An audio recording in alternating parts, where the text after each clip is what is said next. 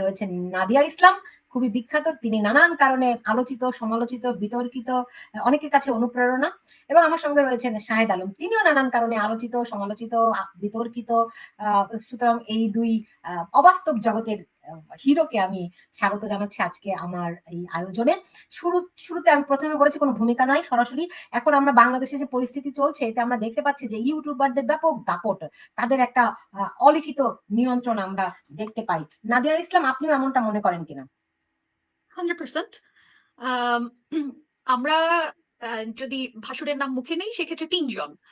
আ specifically আর ইলিয়াস হোসেন, পিনাকি ভট্টাচার্য, আ এরা যেরকম আছেন আমাদের সাথে অনলাইনে ইউটিউবে আরো আ বেশ কয়েকজন অ্যাক্টিভিস্ট আছেন যারা দৃশ্যত মনে হচ্ছে সরকারটা তারা চালাচ্ছেন। তাদের নির্দেশে বাংলাদেশের রাজনৈতিক সিদ্ধান্তগুলো হচ্ছে তারা ঠিক করে দিচ্ছেন। উপদেষ্টাকে থাকবে, উপদেষ্টাকে থাকবে না। উপদেষ্টাকে এই উপদেষ্টাকে রাখা হলে আম তারা মনে করছেন যে আ আ তারা সরকারের এক ধরনের গ্রিন সিগন্যাল পাচ্ছেন অথবা অমুক উপদেষ্টাকে রাখা হলে তাদের সাথে সরকার, অন্তর্বর্তীকালীন সরকার সরাসরি বিদ্রোহ ঘোষণা করছে। অর্থাৎ আমরা সরকারে না থেকে এক ধরনের প্রেশার গ্রুপ তো প্রেশার গ্রুপ সব জায়গাতেই থাকে, পৃথিবীর প্রত্যেকটা জায়গাতেই থাকে। এবং প্রেশার গ্রুপ থাকা অন্যায় কোনো কিছু না। কিন্তু প্রেশার গ্রুপ যদি সরাসরি বলা শুরু করে যে, "আমি ঠিক করে দেব" বা "আমি যাকে মনে করছি যে এই লোকটা আমার দেশের জন্য আ সঠিক বা সঠিক না, সে সরকারের উপদেষ্টা হিসেবে থাকবে বা এই মন্ত্রণালয়ে থাকবে আর এই লোকটা থাকবে না।" তো এইটা তো এক ধরনের অগণতান্ত্রিক একটা প্রসেস এবং টু সাম এক্সটেন্ট এটা একটা ফ্যাসিস্ট প্রসেস। আমি ঠিক করে দিচ্ছি। একদম কমপ্লিট একনায়কতান্ত্রিক একটা জায়গা। যে আম এই লোকটা ভারতের দালাল, এই লোকটা আওয়ামী লীগের সঙ্গে ছিল, এই লোকটা আম আ ধরেন একটা প্রশ্ন করেছে যে প্রশ্নটা খুবই ইন্টারেস্টিং একটা প্রশ্ন। আ এবং সেই প্রশ্নটা তাদের ন্যারেটিভ এর সঙ্গে যাচ্ছে না। সো এখন এই লোককে বাতিল করতে হবে। তো এই যে মব আ লিঞ্চ করার যে একটা প্রক্রিয়া আমরা দেখেছি জুলাই গণ অভ্যুত্থানের পরে, এটা মূলত নিয়ন্ত্রণ করছে আমাদের কয়েকজন আম ইউটিউবার এবং যাদের ম্যাসিভ ফলোয়ার বেস। ম্যাসিভ বলতে বাংলাদেশের হয়তো সেলিব্রিটি যারা ফিল্মের স্টার আছেন, তাদেরও হয়তো এতখানি ফলোয়ার বেস নাই, যাদের এই লেভেলের অ্যাক্টিভ ফলোয়ার বেস আছে। তো অফ কোর্স 100% বাংলাদেশের আ আ রাষ্ট্র এখন এই ইউটিউবারদের কথাই চলছে বলে আমি 100% মনে করি। শাহেদ আলম কি একই মত মনে করেন কিনা? এবং আপনাকেও এই যাদের যেই ৩ জনের কথা বলা হচ্ছে, তাদেরকেও আপনাদের সঙ্গে মানে আপনার সঙ্গে অনেক ঘনিষ্ঠ আমরা দেখেছিলাম। কিন্তু সাম্প্রতিক সময়ে দেখছি তাদের সঙ্গে কিছুটা দূরত্ব আপনাকে। বিষয়টি কি? প্রথম কথা হলো যে আমি নাদিয়ার কথা শুনতেই বেশি স্বাচ্ছন্দ্য বোধ করছি এবং এটা আমার খুব বেশি এখানে বলা উচিত হবে কিনা বুঝছি না। বাট যেটা বলা দরকার যে নাদিয়ার সাথে নাদিয়া যেমন বলছেন যে অ্যাবসোলিউট নিয়ন্ত্রণ করছে।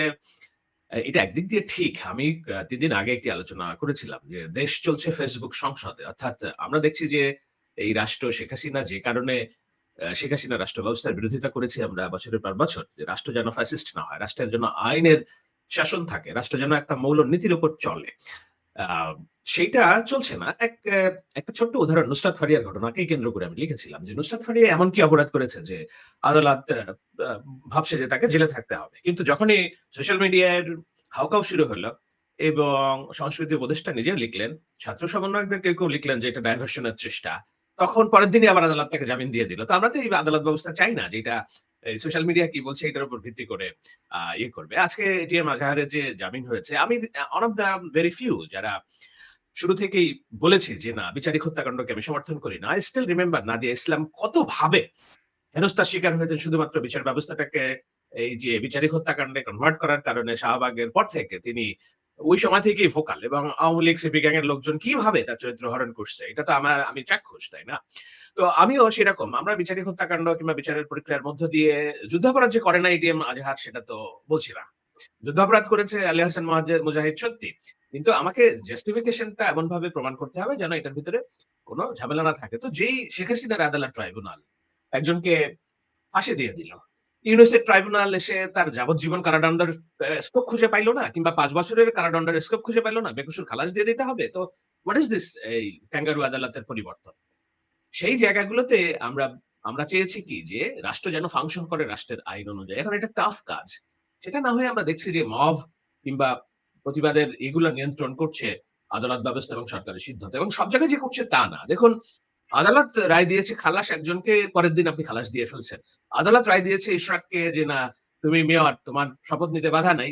ওখানে রাষ্ট্রপক্ষ নানান রকম হাইকোর্ট দেখাচ্ছে। তো এগুলো খুবই ট্রিকি এবং এগুলো খুবই অস্বস্তিকর যারা আইনের শাসন প্রাতিষ্ঠানিক সংস্কারের জন্য কাজ করে। কথা বলে এই জায়গায় এই হতাশাটা আছে এবং আম আমি সেই জায়গায় নাদিয়ার সাথে একমত। আপনি আরেকটা প্রশ্ন করছিলেন যে আপনাদের সাথে যে আগে একসাথে কাজ করেছিলেন। এখন এই বিভেদ কেন? বিভেদটা আর কিছুই না। সেটা হলো রাষ্ট্রকে আপনি কিভাবে দেখতে চান? একটা ফাংশনাল রাষ্ট্র দেখতে চান না একটা মবের রাষ্ট্র দেখতে চান? বিভেদটা আর কিছু না। একটা আইডিওলজিক বিভেদ যে আপনি বাংলাদেশ, বাংলাদেশ প্রশ্ন, বাংলাদেশের স্থিতিশীলতা, সহাবস্থান, বৈষম্য বিরোধী যে ন্যারেটিভ, ফ্যাসিবাদী চিন্তা ভাবনার বাইরে গণতান্ত্রিক শাসন ব্যবস্থা, সবাইকে নিয়ে পথ চলা, মুক্তিযুদ্ধকে সমুন্নত রাখা, নারীর অধিকারকে সমুন্নত রাখা, এগুলো হচ্ছে আইডিওলজিক্যাল ফাইট। তো যেই জায়গায় উম আমার ফাইট হচ্ছে যে আমি সাম্যের বাংলাদেশের পক্ষে কথা বলি। আমি গণতান্ত্রিক বাংলাদেশের পক্ষে কথা বলি।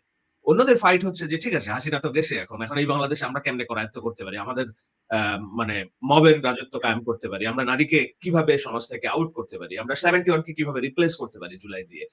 এই জায়গাগুলো আইডিওলজিক্যাল ফাইট। এখানে নেভার কম্প্রোমাইজড। আমি কম্প্রোমাইজড করিনি বলে হয়তো আমি বিরোধের বাইরে চলে এসেছি। যারা কম্প্রোমাইজড করেছে তারা হয়তো একটা নেক্সাস গড়ে গেছে এবং আমার দৃঢ় বিশ্বাস এই নেক্সাস অলরেডি পরাজিত। সোশ্যাল মিডিয়ার লাইক কমেন্ট দিয়ে যে রাষ্ট্র চলে না সেটার জন্য নির্বাচন কমিশনের সামনে নতুন রাজনৈতিক দল এনসিপির একটা জনসভার চিত্রই এবং আজকে বিএনপি তারুণ্যের জনসভার চিত্র দুটি ভিন্ন যদি আপনি দেখেন। একটা হুমকি দিচ্ছি আমি একটা সমাবেশের ঘোষণা দিচ্ছি আমার লাইক হচ্ছে 2.5 লক্ষ, শেয়ার হচ্ছে 20,000 কিন্তু মাঠে যাচ্ছে 100 জন। এমনকি ধরেন এই যে ডক্টর ইউনূসকে 5 বছর রাখার ক্ষমতার জন্য আমি দেখলাম এই সোশ্যাল মিডিয়ার মব মাস্টারদের কেউ শেয়ার দিয়েছে গণভাবে যে না শাহবাগে আমাকে জড়ো হতে হবে। সেখানে লাইক হয়েছে 2.5-3 লাখ করে। মাঠে গেছে 20 জন। আর বিএনপির যারা কথা বলছে হয়তো লাইক হচ্ছে 20 জন কিন্তু মাঠে যাচ্ছে 2 লক্ষ মানুষ। সো আপনাকে বুঝতে হবে যে সোশ্যাল মিডিয়া দিয়ে যে সব হবে এবং আমি বলছি তারা পরাজিত হচ্ছে যারা এই অশুভ নেক্সাস যারা মনে করছে যে তাদের নিয়ন্ত্রণে যাবে দেশ কিংবা তারা একটা ব্যাপক প্রভাব সৃষ্টি করবে। আই ডোন্ট সি দ্যাট প্রভাব। জি। আপনারা দুজনই আওয়ামী লীগ সরকারের বিরুদ্ধে খুবই সোচ্চার ছিলেন। দুজনই দারুণভাবে সোচ্চার ছিলেন এবং এখন এই পরিস্থিতিতে দুজনই আসলে যারা এখন নেতৃত্ব দিচ্ছে কিংবা যারা এখন প্রভাবিত বেশি করছে তাদের সঙ্গে আপনাদের ভিন্নতা তৈরি হয়েছে। আপনারা কি আগে থেকে বুঝতে পেরেছিলেন যে আপনাদের মতের ফারাক আছে? শাহেদ আলম? 100% আমার যে মতের ফারাক আছে সেটা আমি 2018 সালেই ক্লিয়ার করেছি একটা জায়গায় যখন বাংলাদেশে সংখ্যালঘু একটা সম্প্রদায়কে টার্গেট করে আক্রমণ করা হচ্ছে।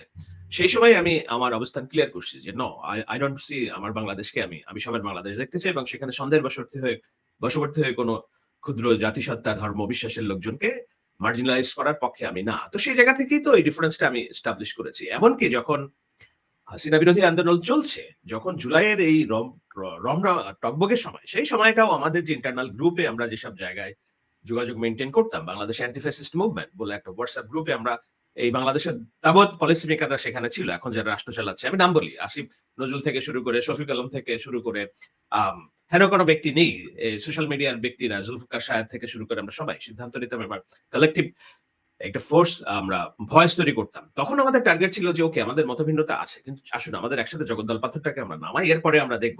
সেই সময়ও ইন্ডিভিজুয়াল জায়গাগুলোতে আমরা একে অপরের সাথে তুমুল বাকচিত করছি। একটা ছোট্ট এক্সাম্পল দেই তাহলে বুঝবেন। যেদিন মনজুর আল মতিন তরুণ লয়ার আমার চ্যানেল 24 এর সহকর্মী, তার যে ভূমিকা ওই সময় ব্যাপক প্রশংসিত যে না সে কিভাবে আদালতে নিজের বুক পেতে দিয়ে সবাইকে রক্ষা করছে এবং যেখানে কেউ কথা বলতে পারছে না শিক্ষার্থীদের পক্ষে সে দাঁড়িয়ে গেছে যে না এইভাবে এই রাষ্ট্র চলতে পারে না। তারপর তো হিরো হয়ে গেল। পরের দিন দেখলাম তার বাবা জাস্টিস এম এ মতিনকে নিয়ে একটা ভিডিও আসলো যে সে হচ্ছে দালাল, ভারতের দালাল। সেই কেন? কারণ হলো গণতদন্ত কমিশন যে গঠিত হয়েছিল সেই কমিশন তাকে হেড করে গঠিত হয়েছিল। না এরা তো ভারতের চাটা এটা সেটা। তো আমি বললাম একজন না কিন্তু মনজুর আল মতিনের বাবা, হ্যাঁ আমি বলি আমি শেষ করি। তা আমি বললাম যে আপনি এরকম একটা সময় মনজুর মতিন আমার মাঠের ফোর্স, আপনি তাকে ডিমোরালাইজ করছেন, এটা তো পেছন থেকে ছুরি মারা। তারপরে তো আমার 14 গোষ্ঠী উদ্ধার হয়ে গেল। হ্যাঁ, যে আমি কালকেই মনজুর আল মতিনকে নিয়ে ভিডিও করব, কথা বলবো, সেও দালাল হোয়াটএভার এইসব। সো এই বিভেদগুলো আমাদের তখনও ছিল, কিন্তু আমরা দেশের স্বার্থে এটা পাবলিক হইতে দেই নাই। বাট এখন যখন আমি দেখছি যে এটা তো ব্যক্তিগত কোনো শত্রুতা না, তাই না? আমার সবার আগে দেশ, আমার দেশকে ঠিক রাখতে হবে এবং এই দেশের মালিকানা যারা রাইটিস্টদের হাতে তুলে দিতে চাচ্ছে তাদেরকে ওই জায়গায় আমাকে দাঁড়িয়ে যেতে হবে। সেই দাঁড়িয়ে যাওয়ার কাজটা যারা করছে তাদের একজন হিসেবেই হয়তো আমি আমার ভূমিকা কিছুটা পালন করেছি। জি, এই। আপনার কি মনে হয় ডক্টর মানে ইউনূস আমি আমি নাদিয়া আসতেছি। ডক্টর ইউনূস কি সেই পার্থক্যটা জানতেন? এই ফারাকটা জানতেন যেখানে বিরাট বড় আইডিওলজিক্যাল ফারাক আছে? ডক্টর ইউনূস কিছুই জানতেন বলে আমার মনে হয় না। He is just the beneficiary of July revolution. এই জুলাই রিভলিউশন না হলে সে ওই দেশে আসতো না, টোকিও থাকতো, প্যারিসে থাকতো, হোয়াটএভার তা করতো।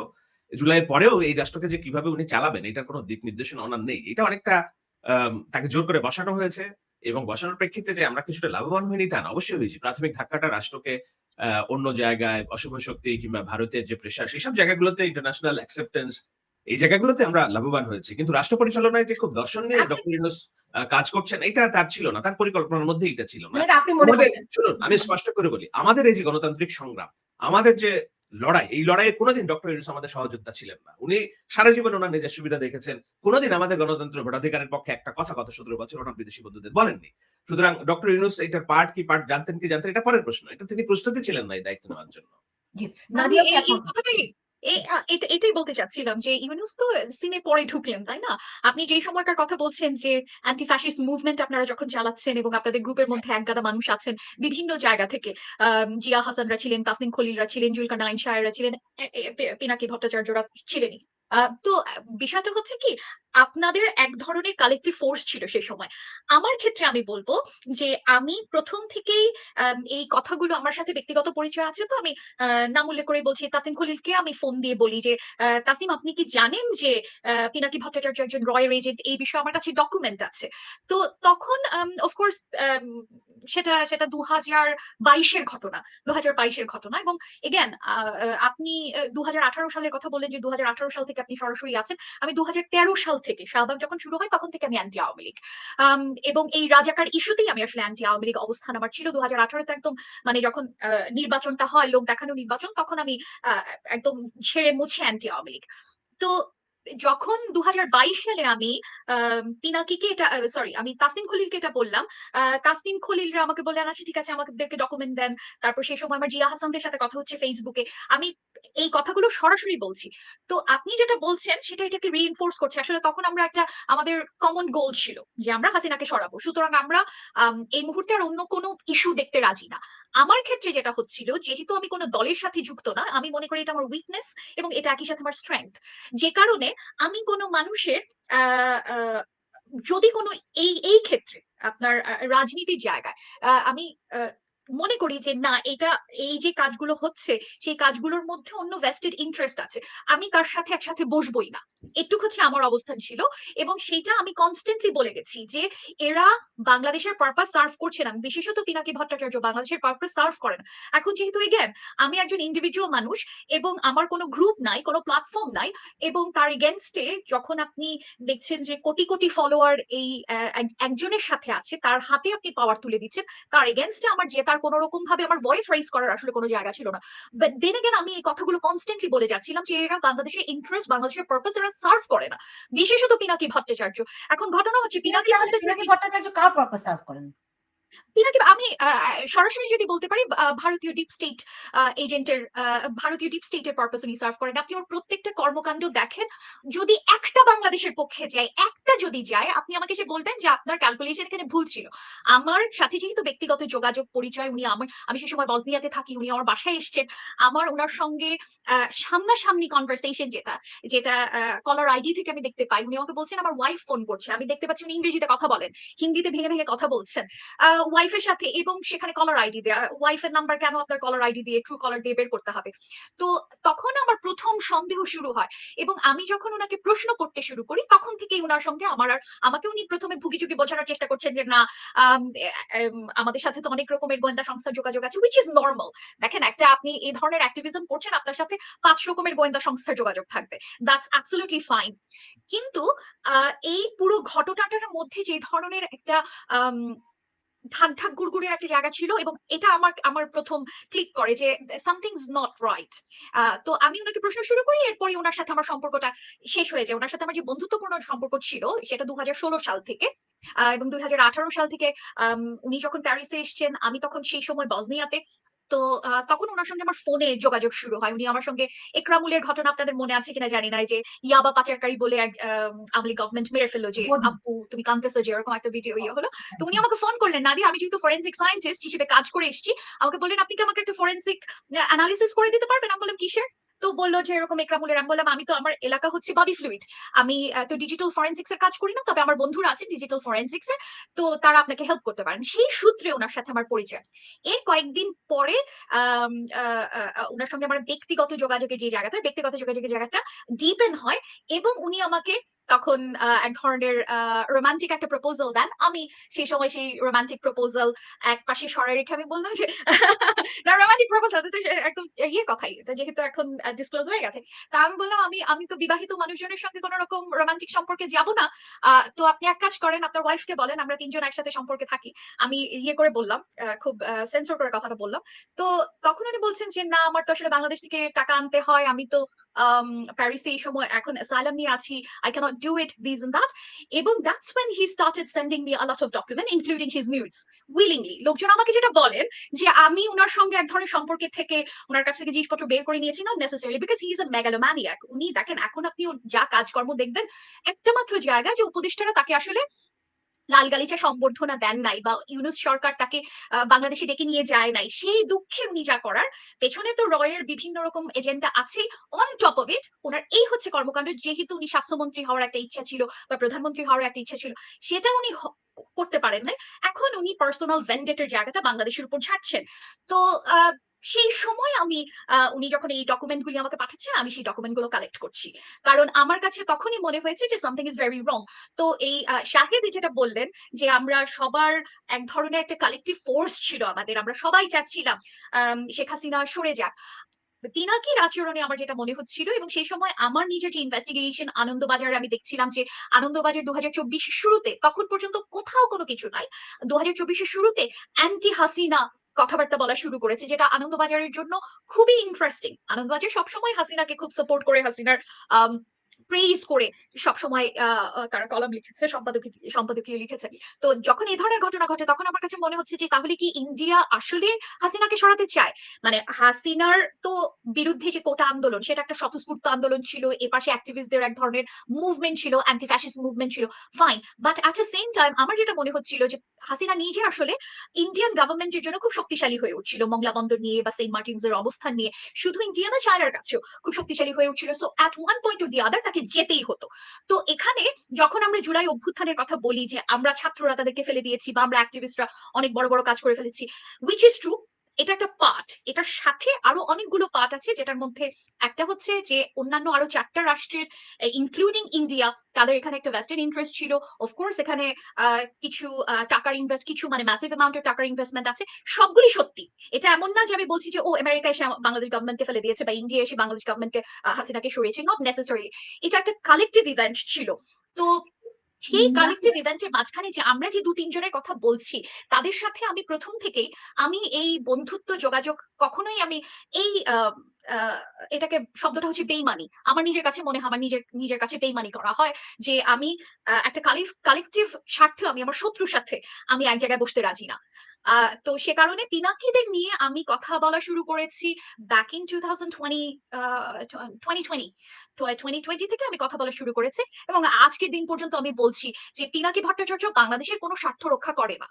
আপনি তার ভারত বয়কটের আন্দোলনটা দেখেন, ভারত বয়কট আন্দোলন পুরোটা সাজানো নাটক, একদম কমপ্লিটলি। ভারতের সাথে বাংলাদেশের যে ট্রেড, যে অ্যাপারেল গুডস নিয়ে বাংলাদেশের সাথে ভারতের সবচেয়ে বড় ট্রেড, সেই বিষয়ে উনি একটা কথা বললেন না, উনি বয়কট করলেন এফএমসিজি। অর্থাৎ ধরেন, আমি আপনাকে বলি যদি আরো ভেঙে, আপনার সাথে আমার ব্যবসার লেনদেন হচ্ছে জামা কাপড়, আর আমি বয়কট করলাম চিপসের প্যাকেট, জুস, টুথপেস্ট, টুথব্রাশ।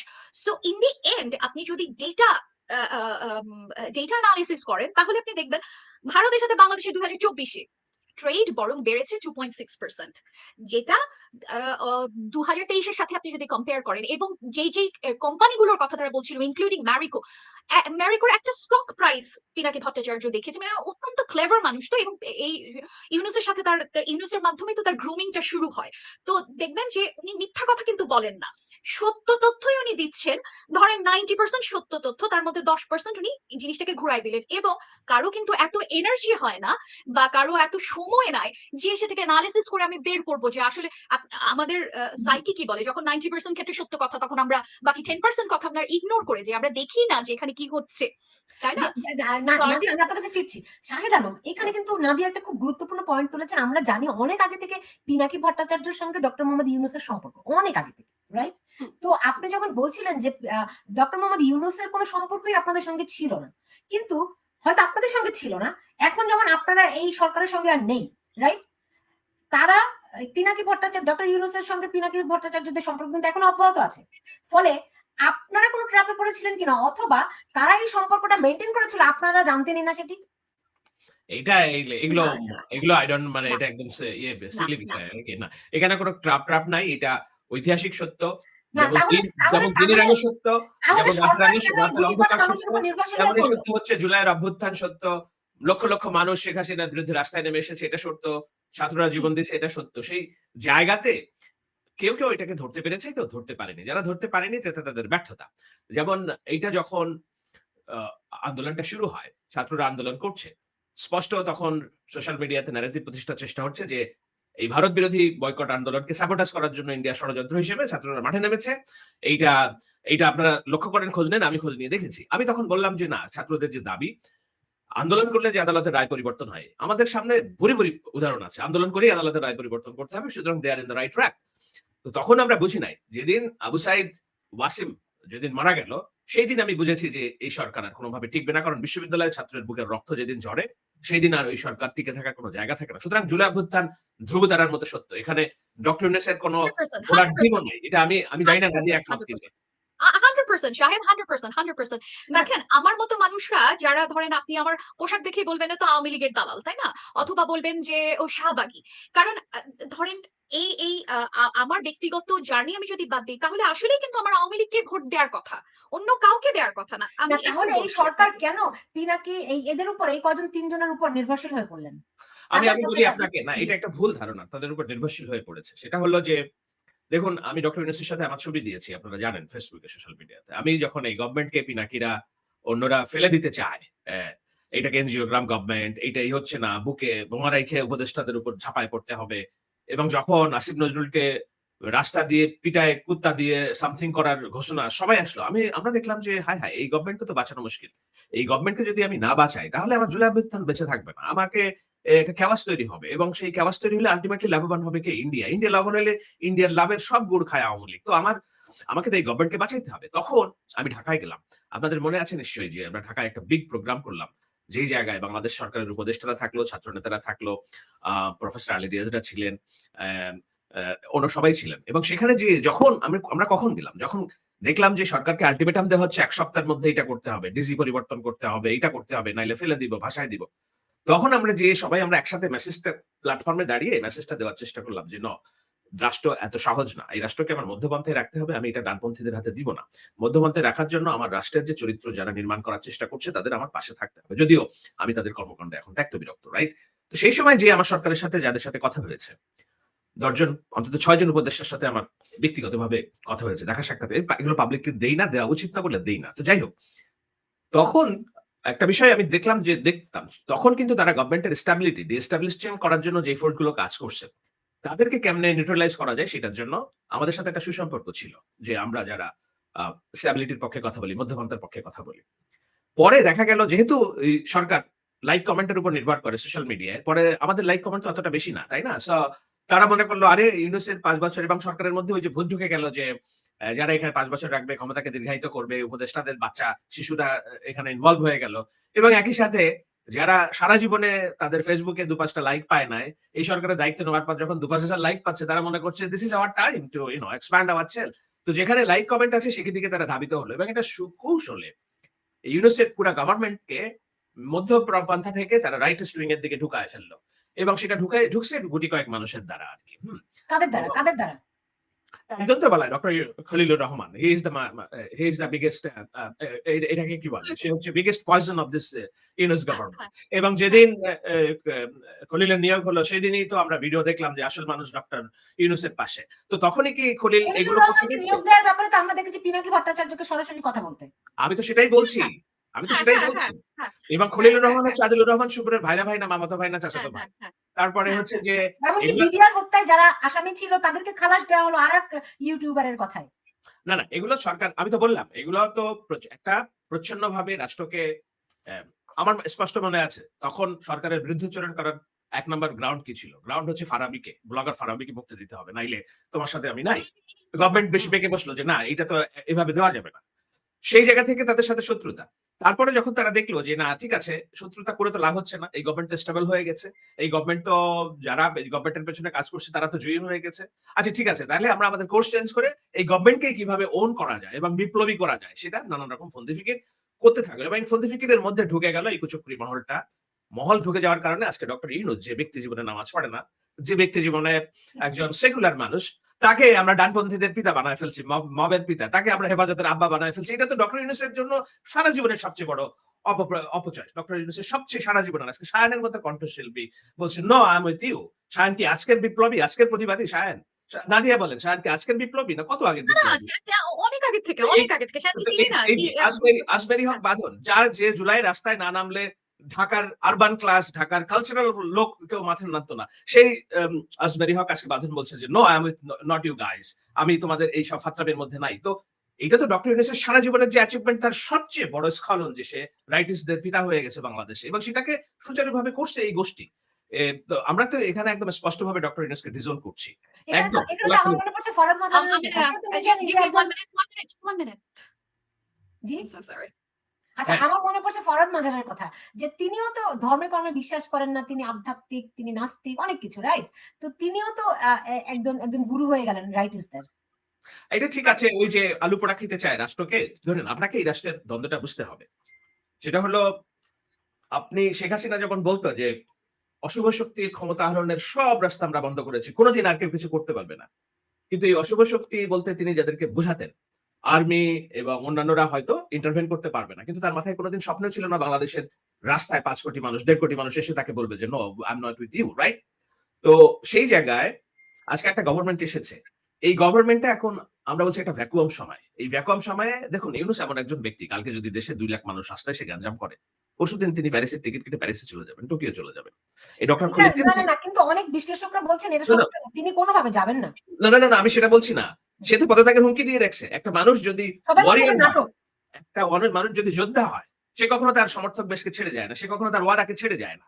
আপনি ডোনাল্ড ট্রাম্পকে দেখছেন সে ওয়ারিয়র, সে ডানপন্থী, সে ওয়ারিয়র। সে তার সমর্থক বেশকে ছেড়ে যায়নি। ইয়েস আমি জেলে যাবো, আমি গুলি খাবো। কিন্তু আমি তোমার সাথে আছি। আপনি কি ডক্টর ইউনূস কি মনে করেন ডানপন্থীদের ওয়ারিয়র সে তাদেরকে ওন করে? আজকে রাস্তায় গাঞ্জাম হলে সে পালায় যাবে ২ দিনের মধ্যে। ডক্টর খলিল ৩ সেকেন্ডের মধ্যে পালায় যাবে। কিন্তু পালায় যাবার পরে আমার রাষ্ট্রের দখল কার হাতে যাবে? এটা তো আমার সবচেয়ে বড় চিন্তা।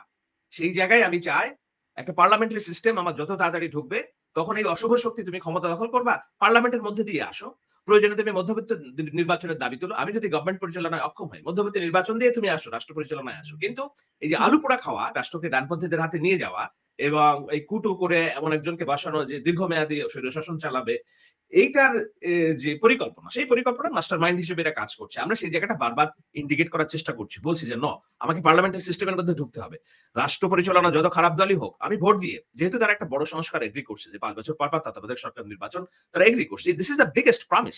এইটা যদি এনশিওর হয় তাহলে আমি খারাপ হইলে আমাকে তুমি বাতিল করে দাও কিন্তু ভালো একজনকে নিয়ে আসো, বাট নট আলু পোড়া যারা খাইতে চায় তাদের জন্য না। ওইটাই হলো আমাদের ফাইটের জায়গাটা এখন। তো ফরহাদ মাজার কোন লাইনের লোক? ফরহাদ মাজার হলো ধুরন্ধর এবং হচ্ছে যে ইনকনসিস্টেন্ট আমি যদি বলি। আমি কারণ এটা বলতে চাই। আমি ধুরন্ধরের চাইতেও আমি এটা বলতে চাই। ইনকনসিস্টেন্ট মানুষ এই যে দেখেন, উনার এই মুহূর্তে আসলে খুব একটা শক্ত অবস্থান নেয়ার দরকার ছিল যে উনি সারা জীবন বলছেন আমি ইসলামী জাতিবাদীর বিরুদ্ধে কথা বলি এবং ধরেন আওয়ামী লীগ আমলে জামাত শিবিরকে নিয়ে কথা বলা একটা জিনিস। যে সময় আসলেও যে শিবির ট্যাগ দিয়ে যে জামাত ট্যাগ দিয়ে লোকজনকে মেরে ফেলা সেটার পক্ষে থাকা এক জিনিস। কিন্তু এখন তো আর আওয়ামী লীগ গভর্নমেন্ট নাই। এখন আপনি কেন উগ্র ডানপন্থাকে সাপোর্ট করে যাবেন? বা ধরেন এই যে রাজাকার এটিএম আজহার সাহেব উনাকে ইয়ে করা হলো আজকে বেকসুর খালায় আপনি যেটা বলছিলেন ইদার ফাঁসি অথবা বেকসুর খালাস, এই দুটোর মাঝখানে কোনো জায়গা নাই। যে আমরা 2013 সাল থেকে যে কথা বলে আসছি যে একটা ধরেন বিচারিক প্রক্রিয়াটা একটা সুষ্ঠু বিচারিক প্রক্রিয়া হতে হবে, সেটা আপনি যেটাই করেন না কেন, আপনি জানেন যে এই লোকটা চিহ্নিত রাজাকার, এই লোকটা ধর্ষক, আমি জানি, তারপরেও একটা প্রপার রাস্তায় আপনাকে থাকতে হবে। সেই জিনিসটা কিন্তু এখন আর নাই। এখন ফরহাদ মজার বাংলাদেশের অন্যতম প্রধান পণ্ডিত ব্যক্তি, আমি ওনার পাণ্ডিত্য নিয়ে এক লাইন সন্দেহ করতে চাই না, উনি খুব ঠিকঠাক জানেন। কিন্তু দেখেন এই যে প্রত্যেকটা জায়গায় উনি যে অবস্থানগুলো নিলেন, এই অবস্থানগুলো একটা হঠকারী অবস্থান, ইনকনসিস্টেন্ট। ইনকনসিস্টেন্ট এবং হঠকারী অবস্থান। এবং উনি যে কথাটা বলেন যে আমরা ইসলামী জাতিবাদের বিরুদ্ধে, আমরা যে কোনো জাতিবাদের বিরুদ্ধে, সেটা বাঙালি জাতীয়তাবাদ হোক আর ইসলামী জাতীয়তাবাদ হোক, তো এখন যে কাজটা উনি করছেন সেটা হলো ইসলামী জাতীয়তাবাদকে উনি এস্টাবলিশ করতে হেল্প করছেন। এখন ইসলামী জাতীয়তাবাদ হেল্প করলে যে ঘটনাটা ঘটে সেটা হলো, অনেকে হয়তো ভাবছেন যে আমরা 90% মুসলমানের দেশ, আমরা ইসলামী জাতি রাষ্ট্র প্রতিষ্ঠা হলে তো সমস্যা নাই। এখানে আমি যেভাবে দেখি যে বাংলাদেশ তো একলা একটা রাষ্ট্র না, বাংলাদেশের 3 দিকে ভারত, এবং বাংলাদেশে আরো 5টা গুরুত্বপূর্ণ পয়েন্ট আছে। বাংলাদেশ জিওপলিটিক্যালি 5টা রাষ্ট্রের কাছে গুরুত্বপূর্ণ।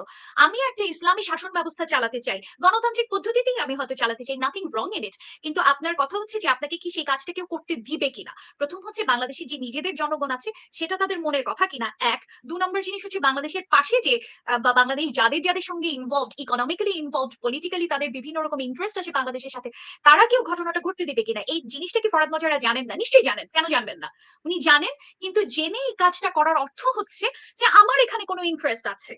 আদারওয়াইজ আমি জানি আমি এখানে শরিয়া প্রতিষ্ঠিত করতে পারবো না, আমি এটা লিখিত দিতে পারি যে বাংলাদেশে শরিয়া প্রতিষ্ঠা হবে না, হবে না for certain obvious reasons. Bangladesh তো আফগানিস্তান না, বাংলাদেশে তো লিথিয়াম নাই, বাংলাদেশ তো আফগানিস্তান যেরকম ধরেন রাশিয়ার কাছে ইম্পর্টেন্ট ছিল, এখন চায়নার কাছে ইম্পর্টেন্ট, এবং ফর সার্টেন অবভিয়াস রিজন যেভাবে ডিসেন্ট্রালাইজড হচ্ছে ইকোনমি। এখন ইচ্ছা করলেই বাংলাদেশ আফগানিস্তান হয়ে যাবে না, ইচ্ছা করলেই বাংলাদেশ শরিয়া প্রতিষ্ঠিত হয়ে যাবে না, এবং বাংলাদেশের 90% মানুষ যদি মুসলমান হয়েও থাকেন নাদিয়া, সেক্ষেত্রে ধরেন আপনাদের দুজনের কথা শুনে এটুকু স্পষ্ট হলাম যে দেশ এখন পুরো ফার রাইটিস্টদের হাতে চলে গেছে। তো সেখানে আপনারা বলছেন যে ডক্টর মোহাম্মদ ইউনূস আসলে কোনো কিছু সাথে পাশে ছিলেন না। হ্যাঁ, কিন্তু আমরা যদি দেখি গতকালও একজন ইউটিউবার বিএনপি নেতাদেরকে নিয়ে একজন নেতাকে নিয়ে কথা বলেছে। এর আগেও মির্জা আব্বাস, ফখরুল ইসলাম আলমগীর সব এই বিএনপি কে এখন টার্গেট করেছে। মানে বিএনপি আমরা জানি একটা মধ্যপন্থার দল, রাইট? বিএনপি অনেক রাইটিস্ট, আমি বিএনপি কে আইডেন্টিফাই করি এমন করে যে মধ্যপন্থা থেকে রাইট। হ্যাঁ, তো সেইখানে রাইট। সো বিএনপি কে এখন ঘায়েল করার কারণটা কি শাহেদ আলম? ঘায়েল করার একটাই কারণ, এবং সেখানে মোহাম্মদ ইউনূসের ভূমিকাটা কি? শুনেন, আপনার দর্শকরা, আমি আই অ্যাজিউম যে আওয়ামী লীগের লোকজন অনেক বেশি, হ্যাঁ, তাদের জন্য একটা সুখবর হচ্ছে এই ভদ্রলোক খুব বেশি হলে 6 মাস 1 বছরের মধ্যে আওয়ামী লীগের পক্ষে আবার কথা বলা শুরু করবে, শেখ হাসিনার পক্ষে কথা বলা শুরু করবে। Right it down. এবং তার এইটা বলা ছাড়া আর কোনো উপায় নাই, কারণ হি টুক দ্যাট টার্ন। শেখ হাসিনার উনি যদি 2013 সালের জন্য মানে আজকের এই ফাঁসি জামাত নেতাদের ফাঁসির জন্য সবচেয়ে বড় one of the biggest stroke তার ঘাড়ে যায়, তো সে যত ভাই আমার ভুল হয়েছে, মাফ করে দাও, আমার আইডিওলজি ঠিক ছিল না, এখন তো কোর্স চেঞ্জ করে ফেলছে, রাইট? জামাতিদের আব্বা হয়ে গেছে এখন। আজকে আওয়ামী লীগের যত ক্ষোভ থাকুক এই লোকটার প্রতি, এই লোকটা যদি জীবিত থাকে তাহলে খুব শীঘ্রই আবার বদলাবে এবং একটা আওয়ামী লীগের পক্ষে এবার কাজ করবে। সেটা করার জন্য সে গ্রাউন্ড তৈরি করতেছে। এই যে বিরাজনীতিকরণ, বিএনপির যারা 61 দিন গুম ছিল, সালাউদ্দিন আহমেদ ভারতের রদ দালাল, মির্জা ফখরুল আজীবন এই 17-18টা বছর জেলে, যে শতদিন জেলে কাটার পরেও দলটাকে ধরে রাখছে, কোনো মতে ধরে রাখছিল, সে ভারতের দালাল। ও বাংলাদেশে তো এখন সব মানুষ দালাল, ভারতের দালাল। এরা দুদিন পরে তারেক রহমান দেশে আসলে তারেক রহমানকে বলবে ভারতের দালাল। এমনকি খালেদা জিয়া যদি এখন মাঠে যেয়ে বলে যে না আমি নির্বাচন চাই, খালেদা জিয়া সবচেয়ে বিগেস্ট ভারতের দালাল, বুঝছেন? তো এখন ওই জায়গায় আপনাকে দেখতে হবে যে শেখ হাসিনা প্রত্যাবর্তনের সকল রকম পথ রেডি করছেন এই ভদ্রলোকরা আর কি। হ্যাঁ, এবং খালি ঘোষণা দিয়ে শেখ হাসিনাকে সাপোর্ট করতে বাকি, যেইটা আগামী 6 মাস 1 বছরের মধ্যেই হয়তো আমরা দেখবো। অথবা বিএনপি রাষ্ট্র ক্ষমতা যদি দখলে, মানে তারা যদি বা গভর্নমেন্ট পরিচালনায় যায়, ডে ওয়ান থেকেই দেখবেন যে কেমনে বিএনপি কে ফেলে আওয়ামী লীগকে এম্পাওয়ার করা যায়, সেটার জন্য এরা আসছে। So it's good days are coming for you guys. কিন্তু আওয়ামী লীগ নিষিদ্ধের ব্যাপারে আপনাদের মতামতটা কি? নাদিয়া বলো। আওয়ামী লীগ নিষিদ্ধের ব্যাপারে আমি তো কোনো দল নিষিদ্ধের পক্ষে না। এবং আমি মনে করি যে কোনো দল নিষিদ্ধ করে কোনো কিছু হয় না। এখন ধরেন একটা জায়গায় যে জুলাই যে atrocity চালানো হয়েছে, রাস্তায় যে ঘটনাগুলো ঘটেছে আমাদের চোখের সামনে, অফ কোর্স এটার 100% বিচার হওয়া দরকার। আওয়ামী লীগ আমলে যেরকম লুটপাট চলেছে, যে সমস্ত দুর্নীতি হয়েছে, 100% এটার জন্য আওয়ামী লীগের প্রত্যেকটা নেতাকর্মী যারা ইনভলভ ছিলেন তাদেরকে অ্যাকাউন্টেবল করতে হবে। এই অ্যাকাউন্টেবিলিটির কোনো জায়গা না, মানে মাফ নাই। কিন্তু ধরেন এটা হলো আমার ব্যক্তিগত অবস্থান যে নিষিদ্ধ করে আসলে কিছু হয় না। জামাতও তো নিষিদ্ধ ছিল, তাই না? বা জামাতকে নিষিদ্ধ করে আমরা কিছু করতে পারি না। এই জামাত আপনার তৃণমূল পর্যায়ে আছে, থাকবে। আওয়ামী লীগও সেরকম একইভাবে ছিল। দেখেন, এই কথাটা এই ব্রিগেডিয়ার সাখাওয়াত বলছিলেন, তাই না? যে আওয়ামী লীগ তো এত বড় একটা দল, এটাকে কি এত দ্রুত ইয়ে করা যাবে? এবং সাথে সাথে তাকে সরায় দেওয়া হলো, এবং এই আমাদের ইউটিউবার পিনাকি ভট্টাচার্যদের কথাতে, এই সাধারণ একটা কথা বলার জন্য। তো আওয়ামী লীগ নিষিদ্ধ করে আসলে আওয়ামী লীগের বড় কোনো ক্ষতি করা যাবে বলে আমি মনে করি না। কারণ আপনি তো মেরে ফেলতে পারবেন না, আনলেস এখন ধরেন যেই পদ্ধতিতে আওয়ামী লীগ আমলে গুম খুন হয়েছে বিএনপির নেতা কর্মীরা, বা বিএনপি শুধু না, যারা কথা বলতে গিয়েছেন নির্বাচনের স্বচ্ছতা নিয়ে, যারা প্রশ্ন করেছেন, যারা যে কোনো বিষয় নিয়ে একটা ধরেন কার্টুন এঁকেছেন, তার বিরুদ্ধে আওয়ামী লীগ যেরকম খড়গহস্ত হয়েছিল, সেই জিনিসটা যদি এই মুহূর্তে হয়, তখন তারা আবার সেই লেজিটিমেসিটা হারায় ফেলে। কারণ আমি তো ফ্যাসিজমের এগেনস্টে কথা বলতে এসেছিলাম, তাহলে আমি যদি একই কাজ করি, তাহলে আমার লেজিটিমেসি কোথায়? তো সেক্ষেত্রে আমার যেটা মনে হয় যে আওয়ামী লীগ নিষিদ্ধ এটা আপাতত করার দরকার, কারণ ইটস আ পপুলিস্ট মুভ। সে কারণেই তাদের এটা করতে হয়েছে, যেরকম 32 নম্বর ভাঙা একটা পপুলিস্ট মুভ। আমি দেখেন অ্যান্টি আওয়ামী লীগ, একদম হার্ডকোর অ্যান্টি আওয়ামী লীগ, কিন্তু আমি মনে করি 32 নম্বর ভাঙাটা এটা খুব অনুচিত একটা কাজ। এটা একটা হিস্টোরিক্যাল আমাদের বিল্ডিং ছিল। হোসেন শহীদ সোহরাওয়ার্দীর থ্রুতে এই বিল্ডিংটা আমরা পেয়েছিলাম। তো এটা ভেঙে ফেলা, একটা হিস্টোরিক্যাল ডকুমেন্টকে সরায় ফেলা, এটা একটা বড় ধরনের অন্যায় হয়েছে বলে আমি মনে করি। এবং সেই কাজটা, এই যে মব লিঞ্চিংটা শুরু করেন হলো পিনাকি ভট্টাচার্য প্রথমে, এবং তারপরে হাসনাত আব্দুল্লাহ, এরপর বিএনপির আরেকজন এটার মধ্যে ইনভলভ ছিলেন। তো এটা এক ধরনের সিগন্যাল দেয়া বাংলাদেশে যে এই মুহূর্তে একটা ডিস্টেবিলাইজড একটা পরিস্থিতি তৈরি করা, এবং সেই ডিস্টেবিলাইজড পরিস্থিতির সুযোগ এই মুহূর্তে বাংলাদেশ বাদ দিয়ে বাকি সবাই নেবে। দেখেন, বাংলাদেশে এখন বিনিয়োগ নাই। গত 8 মাসে বাংলাদেশে কোনো বিনিয়োগ হয়নি। বাংলাদেশের পাসপোর্টের র‍্যাঙ্কিং কমে যাচ্ছে। এই জিনিসগুলো এখন ইউনূস গভর্নমেন্ট এটা ইচ্ছাকৃতভাবে করছেন বলে আমি মনে করি না। আমি মনে করব যে ইউনূস গভর্নমেন্ট বা ইন্টারিম জনগণের নির্বাচিত যে সরকার, এই জনগণের নির্বাচিত সরকার বলে যে টার্মটা আমাদের সামনে এসছে, এরা একটা কমপ্লিটলি ইনকম্পিটেন্ট অবস্থান তারা অলরেডি প্রমাণ করে ফেলেছেন। তারা কোনো জায়গায় কোনো লাভ কিছু করতে পারেনি। তাদের ৩টা যে কাজ ছিল, আপনার সংবিধান সংস্কার করা, আপনার তার নির্বাচন দেয়া, এবং বিচারের কাজ করা, তারা কোনো কাজ করতে পারে না। তারা একটা মাত্র কাজ করতে পারছে যে বাজার আপাতত একটু ঠান্ডা, যে কারণে মানুষ একটু ঠান্ডা। এছাড়া এর বাইরে তারা কোনো কাজ যেহেতু করতে পারে নাই। সো এখন এই পিনাকিরা বা ইলিয়াসরা, তারা যতক্ষণ পর্যন্ত মাঠ গরম রাখতে পারবে, এবং যতক্ষণ পর্যন্ত মাঠ ডিস্টেবল থাকবে, বাংলাদেশের মানুষ ডিস্টেবল থাকবে, 32 নম্বর ভাঙার থ্রুতে সেনাবাহিনী দাঁড়ায় আছে, সবাই যে জিনিসপত্র ভাঙছে, এবং তারপরে আমরা মাজার ভাঙা দেখলাম, কনস্ট্যান্টলি মাজার ভাঙছে, মেয়েদের উপর অ্যাটাক হচ্ছেন, এভরিথিং। এই জায়গাটা যেটা অন্যান্য আমাদের চারপাশে যে রাষ্ট্রগুলি আছে তাদেরকে সিগন্যাল দিবে। এবং আমরা মাথায় রাখা প্রয়োজন যে 2026-এ ইন্ডিয়াতে, পশ্চিমবঙ্গে নির্বাচন আছে, জি। এবং বিজেপি পশ্চিমবঙ্গে ঢোকার অনেক দিন ধরে ট্রাই করে আসছে, তাই না? তো আমরা শুধুমাত্র একলা একলা বাংলাদেশের কথা চিন্তা করলে হয় না তো, কারণ কেউ তো ইন্ডিভিজুয়াল একটা জায়গায় নাই, আমরা 5টা রাষ্ট্র সহ আছি। তো এই ক্ষেত্রে আমরা বাংলাদেশের রাজনীতি যখন নিয়ে কথা বলতে যাচ্ছি, বা পিনাকিদের ভূমিকা, তারা বাংলাদেশের শ্রেষ্ঠ দেশপ্রেমিক, কিন্তু আপনি খেয়াল করবেন যে প্রত্যেকটা কাজ তাদের ইন্ডিয়ার পক্ষে চলে যাচ্ছে। এখন আপনার শুনলে মনে হবে আমি একজন অ্যান্টি ইন্ডিয়ান মানুষ। আমি যেই রাজনীতিটা করি, বা বাংলাদেশের মানুষও কিন্তু এখন দেখেন এই পিনাকিদের কারণেই একটা বড় অংশ অ্যান্টি ইন্ডিয়া। এখানে আপনার ডিস্টিংগুইশ করতে হবে যে ভারতের রাজনীতি, এবং ভারতের রাষ্ট্র, এবং ভারতের সরকার, এবং ভারতের মানুষ 4টা ডিফারেন্ট এন্টিটি। ভারতের সাথে আমাদের যত এই গত এত বছরের যে সম্পর্কটা, এই সম্পর্কে যেটা ছিল, এটা একটা বাইল্যাটারাল সম্পর্কে, যেটা হচ্ছে একপাক্ষিক ভাবে বাংলাদেশ দিয়ে গেছে, এবং বাংলাদেশ তার বিনিময়ে কিছু পায় নাই। এখন ধরেন আমাদের যেই আপনি ভারতীয় ইয়ের কথা, ভারতীয় রাষ্ট্রকে আপনি সমালোচনা করতে পারেন, আপনার নিউ লিবারাল যেই ইলেকট্রাল পার্লামেন্টের জায়গা, আমাদের যে ট্রানজিটের চুক্তি, আমাদের যে বাণিজ্য চুক্তি, আমাদের জি। বর্ডার কিলিং হচ্ছে, এই সমস্ত বিষয় নিয়ে অফকোর্স 100% জায়গা আছে। কিন্তু ভারত আমার 3 দিকে যেহেতু আছে জিওগ্রাফিক্যালি, আমি তাকে অস্বীকার করে কোনোভাবে আমি টিকে থাকতে পারবো না, কোনোভাবে সম্ভব না। পাশাপাশি দুটো রাষ্ট্র, সবসময় তাদের এক ধরনের বাণিজ্যিক চুক্তি থাকে। আমার যে জায়গাটা, সেটা হচ্ছে যে আমাদের যদি গভর্নমেন্ট এই জায়গাগুলো নিশ্চিত করতে পারে যে আমাদের একটা দ্বিপাক্ষিক সুস্থ সম্পর্ক আছে আমাদের ভারতের সাথে, ভারত রাষ্ট্রের সাথে, যে আমাদের পানি চুক্তিগুলো ইন্টারন্যাশনাল চুক্তি অনুযায়ী বাস্তবায়িত হচ্ছে, দ্বিপাক্ষিকভাবে এবং অন্যান্য যে বাণিজ্যিক বুঝতে চুক্তি পেরেছি। আছে। মানে এখানে শুধুমাত্র আমাদের নিজেদের ব্যাপার নয়, আঞ্চলিক সম্পর্কগুলো খুবই গুরুত্বপূর্ণ। শাহেদ আলম, আওয়ামী লীগ নিষিদ্ধের ব্যাপারে আপনার মতামত কি সেটি জানতে চাই। সেই সঙ্গে আপনাদের কথা থেকে এটি বুঝলাম যে আসলে পিনাকি ভট্টাচার্যকে আপনারা বলছেন সে আসলে ভারতের পক্ষে কাজ করছে। ভারতের বিপক্ষের সেন্টিমেন্টকে উস্কে দিয়ে সে আসলে ভারতের পক্ষে কাজ করছে। এইটা তার টেকনিক। এতে করে ভারতের কি লাভটা হবে আর আমাদের কি হচ্ছে? প্রথমত হলো যে নিষিদ্ধ আপনি কারে করবেন? একটা মরা হাতিরে আপনি নিষিদ্ধ করে জীবিত করার যেই চেষ্টা, সেটা শুরু থেকে আমি বলছি যে এটা ভালো চেষ্টা না। কারণ আমি খুব হিসেব করেই কথা বলছি। দেখুন, বাংলাদেশ রাষ্ট্র যদি টিকে থাকে, পার্লামেন্টে যদি আসে, এই পার্লামেন্টে ২ টা গভর্নমেন্ট আসবে। পরপর ২ টা গভর্নমেন্ট আসবে। আমার হিসেবে ২ টা গভর্নমেন্টই বিএনপি রান করবে। এই বিএনপি তার জীবদ্দশায় কোনদিন তার পলিটিক্যাল অপোনেন্ট আওয়ামী লীগকে সুযোগ দেবে না রাষ্ট্রপতি দাঁড়ানোর জন্য। Never ever. Given the fact যে এই অত্যাচার বিএনপি সহ্য করেছে ১৭ বছরে। শেখ হাসিনার বিরুদ্ধে যে মামলা, সেই মামলা তো গভর্নমেন্ট কতটা স্বচ্ছভাবে পরিচালিত করতে পারবে আমি জানি না। কিন্তু ফ্যাক্ট ফাইন্ডিং কমিটি, জাতিসংঘের রিপোর্ট এবং ডকুমেন্টেশন, ওবায়দুল কাদের যে বলে যে শুট এট সাইট দল হিসেবে তারা করে। এগুলোতে একটা কাফারা আছে। সেই কাফারায় শেখ হাসিনা এই পার্টির লিডারশিপে থেকে মানুষকে একত্রিত করার নৈতিক যোগ্যতা যেমন হারাবেন, আইনগতভাবেও তিনি ক্যাপেবল থাকবেন না। প্রথম কথা। কেন আমি বলছি আওয়ামী লীগ মরা হাতি? দ্বিতীয় কথা হচ্ছে এই পার্টি যার নেতৃত্বে কিংবা সেকেন্ড লিডারশিপে এতদিন ভরসা রেখেছে, সজীব ওয়াজেদ জয়, সে যুক্তরাষ্ট্রের নাগরিকত্ব নিয়েছে। এটা ওপেন কার্ড, এটা তিনি বলেছেন।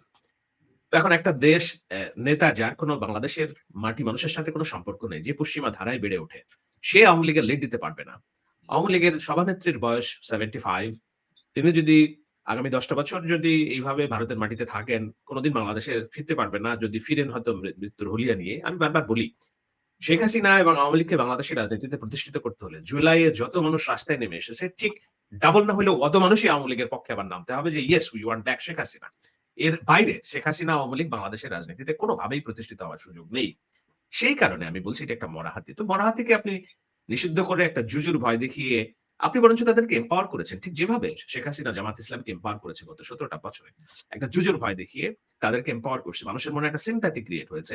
এই আজমেরি হক বাঁধন আজকে বলছে যে আমি জামাতের সাথে নেই। কিন্তু ৫ আগস্টের পরে কিন্তু সে জামাতের আমিরের সাথে হাঁটছে। কারণ কি? তার ওই সিম্প্যাথি থেকে যে না একটা মজলুম, এদের উপর অত্যাচার করা হয়েছে। তো আওয়ামী লীগই আমি এই সিম্প্যাথির জায়গাটা তৈরি করে দিচ্ছি। এখন দেখুন, এইটা নিয়ে এমন হইতে পারে যে নাদিয়া যেমন বললেন যে ভারতের পক্ষে কাজ করছে এটা সেটা। আমি স্ট্রেইট হয়তো ওইভাবে বলব না। আমার কথা বলব হলো যে this is the failure of reading capacity. আপনি রাষ্ট্রকে কিভাবে দেখেন, রাষ্ট্রকে পড়তে পারছেন কিভাবে? আপনার মাথায় যদি পলিটিক্যাল কনসিস্টেন্সি থাকে, আপনি যদি দূর থেকে ৫০ বছরের রাজনীতি দেখতে পান, তাহলে অনেক হিসাব ক্লিয়ার হয়। কিন্তু যখন আপনি দূর থেকে ৫০ বছরের রাজনীতি দেখার সক্ষমতা আপনার ব্রেনে না থাকে, আপনার ব্রেনের মগজ আপনার জায়গায় না থেকে পেছন দিকে যখন থাকে, তখন এইসব উদ্ভট চিন্তা মাথায় আসে যে আচ্ছা ঠিক আছে, আমার অ্যাডহক বেসিসে কি আওয়ামী লীগ একটা মিছিল করছে ১০ জনের, ও এটা তো বিশাল জিনিস, এদেরকে নিষিদ্ধ করে ফেলো। তা নিষিদ্ধ করে আমার এমন কি হয়েছে আমি জানি না। আ সো আমি মনে আমি করি যে এখানে একটা আমি এখানে একটা কথা বলতে চাই। সেটা হলো যে এটা শুনলে অনেক আওয়ামী লীগের লোকজন এটা কোনোভাবে বিশ্বাস করবে না। কিন্তু আমি মনে করি যে পিনাকিরা যে কাজটা করে, সেই কাজটা আসলে আপনি খেয়াল করে দেখবেন যে ইদার বাংলাদেশের আ ভারতের বিজেপির পক্ষে যায় এবং এদিকে আওয়ামী লীগের পক্ষে যায়। আ ধরেন একটা যে ৩২ নম্বর ভাঙা, আমি এখানেই আসছি। আপনি যাকে শহীদ বানাবেন, তার পক্ষে ১,০০০ মানুষ থাকবে। ৩২ নম্বরের জায়গায় ৩২ নম্বর যদি জায়গায় থাকতো, তাহলে আপনার এই ইমোশন গুলো এভাবে স্টার করে না। আপনি একটা মানুষের খুব একটা ইমোশনাল জায়গা আপনি ভেঙে দিলেন। হ্যাঁ? এবং বললেন যে এটা ফ্যাসিস্টের চিহ্ন, এটা ভাঙা উচিত। এরকম একটা জিনিস। দেয়ার সাথে, সাথে যেটা হবে, যেটা জামাত শিবিরের সাথে হয়েছে যে আমাকে একটা জিনিস প্র্যাকটিস করতে দেওয়া হয় নাই। সুতরাং আমি খুব স্ট্রং ভাবে এটা ওন করছি। ৩২ নম্বর ভাঙার সাথে, সাথে আওয়ামী লীগের বা বঙ্গবন্ধু যারা শেখ মুজিবকে বঙ্গবন্ধু সম্বোধন করেন, তাদের সেই ইমোশনটা খুব স্ট্রং ভাবে স্টার করছে এবং তারা এটাতে ইউনাইটেড হয়। এখন পিনাকি ভট্টাচার্যটির কাজ আপনি দেখেন, কেয়ারফুলি দেখেন যে প্রত্যেকটা বিষয় সেটা হচ্ছে যে বাংলাদেশে এক হচ্ছে হেফাজতের মাধ্যমে আপনার আওয়ামী লীগের পক্ষে নিয়ে যাওয়া, ইমোশন গুলি আওয়ামী লীগের পক্ষে নিয়ে যাওয়া, এবং অন্য জায়গাটা হচ্ছে যে আপনার ভারতে বিজেপি গভর্নমেন্টকে স্ট্রং ভাবে এস্টাবলিশড করা। তো ইয়ের আহ এই জিনিসটা যে ধরেন রাজনীতির উপরের লেয়ারের চাইতেও যে নিচে আরো 4টা লেয়ার আছে, এই লেয়ারগুলি যারা বোঝেন না তারা এই জিনিসটা ধরতে পারবেন না। সুতরাং আমি তো আসলে ভারত বিরোধী কথা বলি, আমি তো আসলে হাসিনা বিরোধী কথা বলি, তাহলে আমার আসলে আমার এজেন্ডাটা কি, আমি আসলে কি বাস্তবায়ন করতে চাচ্ছি, এই জিনিসটা বেশিরভাগ মানুষ ধরতে পারে না। কিন্তু ঘটনা হচ্ছে আমরা যেই ইউটিউবারদের কথা বলছি, প্রথমত তো তাদের পিছনে একটা বিশাল বড় ফান্ডিং আছে, শুধুমাত্র তাদের কথায় বা ক্যারিশমায় এটা হচ্ছে না, তাদের পেছনের ফান্ডিং এ এই জিনিসটা হচ্ছে। অন টপ অফ ইট তারা যে কাজটা করছে সেটা হলো যে আহ, এই এই এতদূর বুদ্ধি তাদের আছে যে শুধুমাত্র সারফেস লেভেলে থেকে যে রাজনীতি হয় না, এটা নিচে আরো 5টা লেয়ার আছে, সেই জিনিসটা দিয়ে তারা খেলেন। সুতরাং আমি তাদের এজেন্ডা ধরতে পারবো না, একটু খুব স্বাভাবিক। ফলত বাংলাদেশে এখন এই যে হাসনাত বলেন, সার্জিসরা বলেন, তারা দেখেন আপনি যে এই যে ফার রাইটের দিকে চলে যাওয়া, এটা তো আসলে এই ইউটিউবাররা তাদেরকে ঠেলছে। একটা ইনফরমেশনের আপনার ফোর্স দরকার। কেন ধরেন জুলাই অভ্যুত্থানে আমরা দেখলাম সব ধরনের মানুষ এখানে ইনভলভড আছেন, আমার মতো মানুষ আছেন, বোরখা পরা মানুষও আছেন এখানে ইনভলভ। হঠাৎ করে এরা ফার রাইট হয়ে গেল কেন? এটার কারণটা যেটা সেটা হলো যে আপনাকে ফার রাইট হয়ে গেল, আসলে কি হঠাৎ করে হলো নাকি আগে থেকেই ছিল? যেটি সবাই এখন বলছে যেটা আসলে ওই যে মেটিকুলাসলি প্ল্যান্ড এর অংশ, সুতরাং আগে থেকেই তারা ছিল। যেমন ধরেন আজকে এটা আমি অন্য জায়গা থেকে, আমি পলিটিক্যালি না, এটা আমি মনস্তাত্ত্বিক জায়গা থেকে বলতে চাই। সেটা হচ্ছে আমাদের প্রত্যেকের মধ্যে এক্সট্রিম এন্ড থাকে, প্রত্যেকের মধ্যে থাকে। আপনি আমাকে যেদিকে ঠেলবেন, আমাকে ধরেন আপনি চাইলে আমাকে দিয়ে মানুষও খুন করাতে পারবেন যদি you feed the right information into me. তো যেটা হচ্ছে যে এদের নাদিয়া, আমার সময় কিন্তু অনেক চলে যাচ্ছে। আপনার কাছে আমার দুইটা বিষয় জানার আকাঙ্ক্ষা তৈরি হলো আপনার কথা শুনে। সেটি হচ্ছে কি, পিনাকির ভারতে যাওয়ার একটি ভিডিও আমরা দেখেছি, ভাইরাল হয়েছে। তিনি ভারত থেকে কেমন করে ফ্রান্সে গেলেন, এটি যেমন আমি আপনার কাছে জানতে চাই, তেমনি আরেকটা আপনার বিরুদ্ধে অভিযোগ আছে। আপনি পিনাকি ভট্টাচার্যের সঙ্গে আপনার কিছু অন্তরঙ্গ মুহূর্তের ছবি আপনি পাবলিক করেছেন, এটি ন্যায়সঙ্গত কি হলো? আচ্ছা, একটা একটা করে বলছি যে ভেরি রিসেন্টলি যে ভিডিওটা বের হয়েছে, যেখানে আমরা দেখলাম এবি পার্টির মঞ্জু এবং ছোটন, এরা দুইজন আপনার পিনাকিকে বের হতে হেল্প করেছে, এবং পিনাকি সবসময় বলে এসছে আমাকে জামাত শিবির বের করেছে। এটা স্পষ্টত মিথ্যা কথা। এবং ধরেন আপনি বলছেন নিরাপত্তার জন্য আপনারা নাম প্রকাশ করেন নাই, ঘটনা এগেন আপনার আওয়ামী লীগ গভর্নমেন্টে চলে গেছে, তো এখন 9 মাস হয়ে গেছে, তো এর মধ্যে বলার তো আপনার সুযোগ ছিল, আপনি বলেন নাই কেন? এটার কারণটাই হচ্ছে আপনি ইচ্ছাকৃতভাবে বিষয়টা গোপন করতে চেয়েছেন। আমি পিনাকির সঙ্গে যতদূর আমার সম্পর্ক আছে, ভিডিওটা আমি অনেক আগেই দেখেছি, আমি জানি উনি এটা ওনার বক্তব্য, আমার কাছে তো আর এই নাই যে আসলে এটা কতখানি সত্য কতখানি মিথ্যা। উনি যতদূর বলেছেন, বাংলাদেশ থেকে উনি ভারতে গিয়েছেন, এদের মাধ্যমে এরা সাহায্য করছিল তাকে, এবং ধরেন ল্যান্ডপোর্টের ইলেকট্রিসিটি বন্ধ করে। তো তখন আমার প্রথম প্রশ্ন হচ্ছে, ল্যান্ডপোর্টের ইলেকট্রিসিটি যদি বন্ধ করতে হয়, তাহলে এপাশ থেকে বাংলাদেশের গোয়েন্দা সংস্থা জানে, ওপাশ থেকে ইন্ডিয়ার গোয়েন্দা সংস্থা জানে। যে মানুষটার পাসপোর্টে রেড ফ্ল্যাগ আছে বলে দাবি করা হচ্ছে, তো তাকে এরকম সেফ এক্সিট কারা দেয়? কেন ইন্ডিয়া সেই সেফ এক্সিট পিনাকি ভট্টাচার্যকে দিবে? এবং ধরেন আপনি ইন্ডিয়ার বিরুদ্ধে লেখালেখি করার জন্য আপনি দেখবেন, এবং প্রচুর সাংবাদিক আছে, আমাদের সাংবাদিক বন্ধু বান্ধবদের মধ্যে দেখবেন যে একদিন ভারতের বিরুদ্ধে লেখালেখি করেছে, পরদিন তাকে ভিসা দেয় না, একদিনের জন্য ভিসা দেয় ভারতে ঢোকার জন্য। হ্যাঁ, সেখানে ভারতে উনি ঢুকছেন। এবং আরেকটা যেটা তথ্য আমি আপনাকে জানাই, সেটা হচ্ছে পিনাকি ভট্টাচার্যর একজন কাজিনের হাজবেন্ড, যিনি 4 স্টার জেনারেল ইন্ডিয়ান আর্মিতে আছেন এবং কর্তব্যরত যেই সময়কার ঘটনা, সেই সময় ইন্ডিয়ান আর্মির একজন জেনারেল, ওনার একজন খুব কাছের মানুষ। এবং যে উনি এই ঘটনার আগে আপনার 2018-তে তো উনি বের হলেন, তার আগে উনি নিয়মিত যখন কলকাতা যেতেন, এবং কলকাতায় ওর একটা বিশাল বন্ধুদের গ্রুপ আছে, সেখানে তাদের বিভিন্ন রকম ছিল, নিয়মিত মিটিং হতো। এবং এই 4 স্টার জেনারেলের সঙ্গেও তার ফোর্ট উইলিয়ামে বেশ কিছু ছবি ছিল, যেই ছবিগুলো উনি হাইড করে ফেলেন পরবর্তীতে। ইন্ডিয়ান একজন জেনারেলের সাথে সরাসরি যোগাযোগ। তো তারপর উনি ইন্ডিয়া পার হলেন, সেখান থেকে ব্যাংকক গেলেন, তারপরে তো প্যারিস আসলেন। সেটা তো ধরেন খুব স্বাভাবিক প্রক্রিয়া। আপনার বিভিন্ন হিউম্যান রাইটস অর্গানাইজেশন তখন তার পক্ষে, এই জায়গাটা টোটালি নর্মাল। কিন্তু আমার প্রথম প্রশ্ন ছিল যে, যে মানুষটা ইন্ডিয়ার বিরুদ্ধে এত লেখালেখি করছে, সে এবং যেই মানুষটা আওয়ামী লীগের শত্রু, যেই মানুষের পাসপোর্ট রেড ফ্ল্যাগ, সেই মানুষ বর্ডার ক্রস করে কিভাবে? সুতরাং এখানে প্রথমেই বড় কোনো কানেকশন আছে। 2 নম্বর জিনিস হচ্ছে যে পিনাকি ভট্টাচার্যের সাথে আমি নিজের কোনো অন্তরঙ্গ ছবি আপলোড করিনি। পিনাকি ভট্টাচার্য আমাকে নিজ থেকে এই ছবিগুলো দিয়েছেন। উনি নিজে একজন মেগালোম্যানিয়াক মানুষ, আমি বললাম যে আপনাদের পিনাকিকে রিড করার ক্ষেত্রে এই জায়গাগুলি মাথায় রাখতে হবে যে ওনার প্রধান সমস্যার জায়গা, ওনাকে লাল গালিচা সংবর্ধনা দেওয়া হয়নি, উপদেষ্টা বানানো হয়নি, এটা হচ্ছে ওনার প্রধান সমস্যা। ফলত উনি যেই উনার উনার অন্যতম প্রধান রাগের জায়গা হচ্ছে, উনার অন্যতম প্রধান চারিত্রিক জায়গা হচ্ছে উনি অত্যন্ত ইগোটিস্টিক্যাল একজন মানুষ। তো আপনি এই ইগোটিস্টিক্যাল মানুষজনকে আপনি ইজিলি স্টার করতে পারবেন। আপনি ধরেন তাকে যদি বলেন যে আপনাকে খুব সুন্দর দেখাচ্ছে, এবং সাথে সাথে উনি জামা কাপড় খুলে ফেলবেন।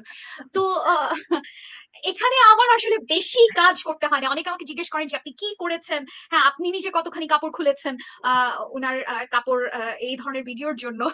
তো আমার আসলে সত্যি কথা বলতে আমার বেশি কিছু করতে হয়নি। উনি আমাকে যে পরিমাণ ইনফরমেশন দিয়েছেন, শুধুমাত্র আমি বলেছি যে আপনাকে খুব সুন্দর দেখাচ্ছে। আপনার কাফ মাসল ইজ বিউটিফুল। এই বলার সাথে সাথে উনি আমাকে বিভিন্ন রকম ছবি পাঠিয়েছেন, এবং সেই সময় আমি অলরেডি তো ওনাকে সন্দেহের তালিকায় রাখছি যে কেন উনি এই কাজগুলো করছেন। তো ফলত আমার সাথে ওনার যে সম্পর্কের জায়গাটা ছিল, সেই জায়গাটা হচ্ছে আমি আম এই প্রত্যেকটা জিনিস আমি তখন থেকে কালেক্ট করছিলাম। আর আপনাকে আমি আরেকটা বললাম, এইটা ব্যক্তিগত জায়গা। অফকোর্স যেহেতু ব্যক্তিগত প্রসঙ্গে এসছে, আমি বিবাহিত মানুষজনের সঙ্গে সম্পর্ক করি না, করব না, এটা আচ্ছা, পিনাকিকে প্রথম থেকে বলা। নাদিয়া, আপনি শেষ হয়ে যাবে সময়। আমি একটু আমার সাবেক সহযোদ্ধাকে উদ্ধার করব এখন। মানে তাকে হুম। যে খাতে পড়েছে। তার মানে আপনি বলতে চাচ্ছেন যে এই ছবিগুলো যেহেতু সে পাঠিয়েছে, আমার এই বিতর্কে ঢোকা উচিত না। তারপরেও আমি লোভ সংগ্রহ করতে পারছি না। যেহেতু আমার উদ্দেশ্য হলো তাকে একটু রেস্কিউ করা। সেটা হলো আসলে তাহলে ৩ ইঞ্চির যে হিসাবটা, এইটা মানে আপনি এইটা একটা কথার কথা। মানে যেহেতু আপনারা সরাসরি না, এইটা না, না, না, না, না। উনি মাস্টারবেট করতে, করতে আমাকে ছবি তুলে পাঠাচ্ছেন। তো এখন এখানে আবার তো আমি তো উনাকে মাস্টারবেট করতে, করতে ছবি তুলে পাঠাই না, তাই না? এখন এটা উনার এই যে বললাম, শুধুমাত্র এই জায়গা থেকে আপনি বুঝতে পারেন একটা মানুষের চরিত্র যে উনাকে শুধুমাত্র ০.৫ ইঞ্চি প্রশংসা আপনি করবেন, উনি আপনাকে ৩ ইঞ্চি দেখায় দিবেন। এটাই হচ্ছে বিষয়। যে ঘটনা উনি ঘটিয়েছেন, আমি উনাকে এতদূর আমার শয়তানির জায়গাটা যেটা আমি স্বীকার করে নেই, যে এই শয়তানিটা আমি করেছি, আমি বলেছি যে হ্যাঁ, you look like a great god. হ্যাঁ, এটা হচ্ছে আমার শয়তানির জায়গা। কারণ এবং অসততার জায়গা। আমাকে যদি কেউ অনৈতিক বলে, এই জায়গায় আমার অসততা, অনৈতিকতা 100% আছে। কারণ আমি প্রথম থেকে চিন্তা করছিলাম যে এই লোকের অন্য কোনো ইন্টারেস্ট আছে, এবং আমি এই জিনিস বের করতে চাই, এবং আমি ইনফরমেশন কালেক্ট করার জন্য যা, যা করতে হয় সেই সময় আমি সেই ইনফরমেশন কালেক্ট করছিলাম। সো এইটাকে আপনি কনটেক্সট ছাড়া যদি বলেন যে একটা মানুষের নিউড ভাইরাল করা, is it ethical? Not really, একদমই না, 100% না। সেটা ছেলের হোক, মেয়ের হোক, একটা ব্যক্তিগত রিলেশনশিপে কোনো অবস্থাতে এটাকে কোনো রকম ভাবে আপনি জাস্টিফাই করতে পারবেন না। প্রথম জিনিস হচ্ছে আমি উনার সঙ্গে সেই সম্পর্কে ছিলাম না, উনার সাথে আমি কোনো কমিটেড রিলেশনশিপে ছিলাম না, আমি উনার কাছে কোনো কিছু প্রতিজ্ঞা করি নাই, এবং এটা উনি নিজ থেকে আমাকে দিচ্ছেন। সেখানে আমি উনাকে একবারের জন্য বলি নাই যে আপনার ছবি আমি কখনো বাইরে বের করব না। এবং অন টপ অফ ইট, এই জিনিসটা আমি এতদিনও ধরে রেখেছি, যতদিন পর্যন্ত আমার মনে হয়েছে যে না, যত যা ইন্টারেস্ট থাকুক, তারপরেও বাংলাদেশের জন্য কাজ করছে, তারপরেও he is doing something for the country. তারপর যে মুহূর্তে আমি দেখছি যে না, he is getting out of the hand, যে আউট অফ প্রপোর্শন উনি যা যা করছেন, তখন আমার মনে হচ্ছে যে ইটস দ্য রাইট টাইম। এবং দেখেন, এগেন, অনৈতিক যদি আপনি আমাকে বলেন, অনৈতিক অবশ্যই, কিন্তু কাটা দিয়ে কাটা তোলা ছাড়া আমি আর অন্য কোনো প্রেম যুদ্ধে কোনো নৈতিকতা কাজ করবে না। এটা আমার কাছে যুদ্ধ। কারণ আমি মনে করি পিনাকি ভট্টাচার্য বাংলাদেশের জন্য অন্যতম প্রধান, বাংলাদেশের অন্যতম প্রধান শত্রু, এবং বাংলাদেশের অন্যতম প্রধান প্রবলেম, যে কারণে আমার তার সাথে এই কাজটা করতে ১ সেকেন্ডের জন্য নৈতিকভাবে আটকাবে না। অন টপ অফ ইট, উনি এই কাজগুলো অন্যান্য অনেকের সাথে, আওয়ামী লীগ, বিএনপির প্রচুর নেতাদের সাথে উনি নিজে করে এসছেন। উনি প্রচুর ডিবি হারুন থেকে শুরু করে অন্যান্য একগাদা মানুষের বডি শেমিং উনি নিজে নিজে করেছেন। একগাদা বিষয়ে উনি পার্সোনাল বিষয়ে স্টার করেছেন।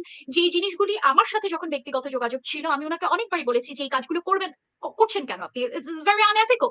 উনি আমাকে তখন একটু বলেছেন যে দেখেন, রাজনৈতিক জায়গায় কোনো ন্যায় অন্যায় নাই, তো সেই একই ওষুধ যদি আমি পিনাকিকে খাওয়াই, তাহলে এখন ন্যায় অন্যায় প্রসঙ্গ আসে না। কারণ আমি মনে করি যে যার প্রধান সমস্যা ইগো, তাকে আমি ইগো দিয়ে ঘায়েল করতে পারি। কারণ আমি অ্যানালিটিক্যালি প্রচুর পোস্ট লিখেছি যে আসলে কিভাবে রয়ের এজেন্ট হিসেবে উনি কাজ করছেন, তার ডকুমেন্ট আমি সাবমিট করেছি, আমি তার বয়কট নিয়ে আমি লম্বা লম্বা লেখা লিখেছি। এই জিনিস তো পিনাকের ফলোয়াররা দেখবেন না, পড়বেনও না, এবং তাদের মাথা দিয়েও আপনি এই শোটা শুরু হওয়ার আগে বলছিলেন শাহেদ, যে ইভেন অনেক অনেক শিক্ষিত মানুষ এই জিনিসগুলো দেখে। কেন দেখে? কারণ আমি বললাম তো ৯০% সত্য কথা।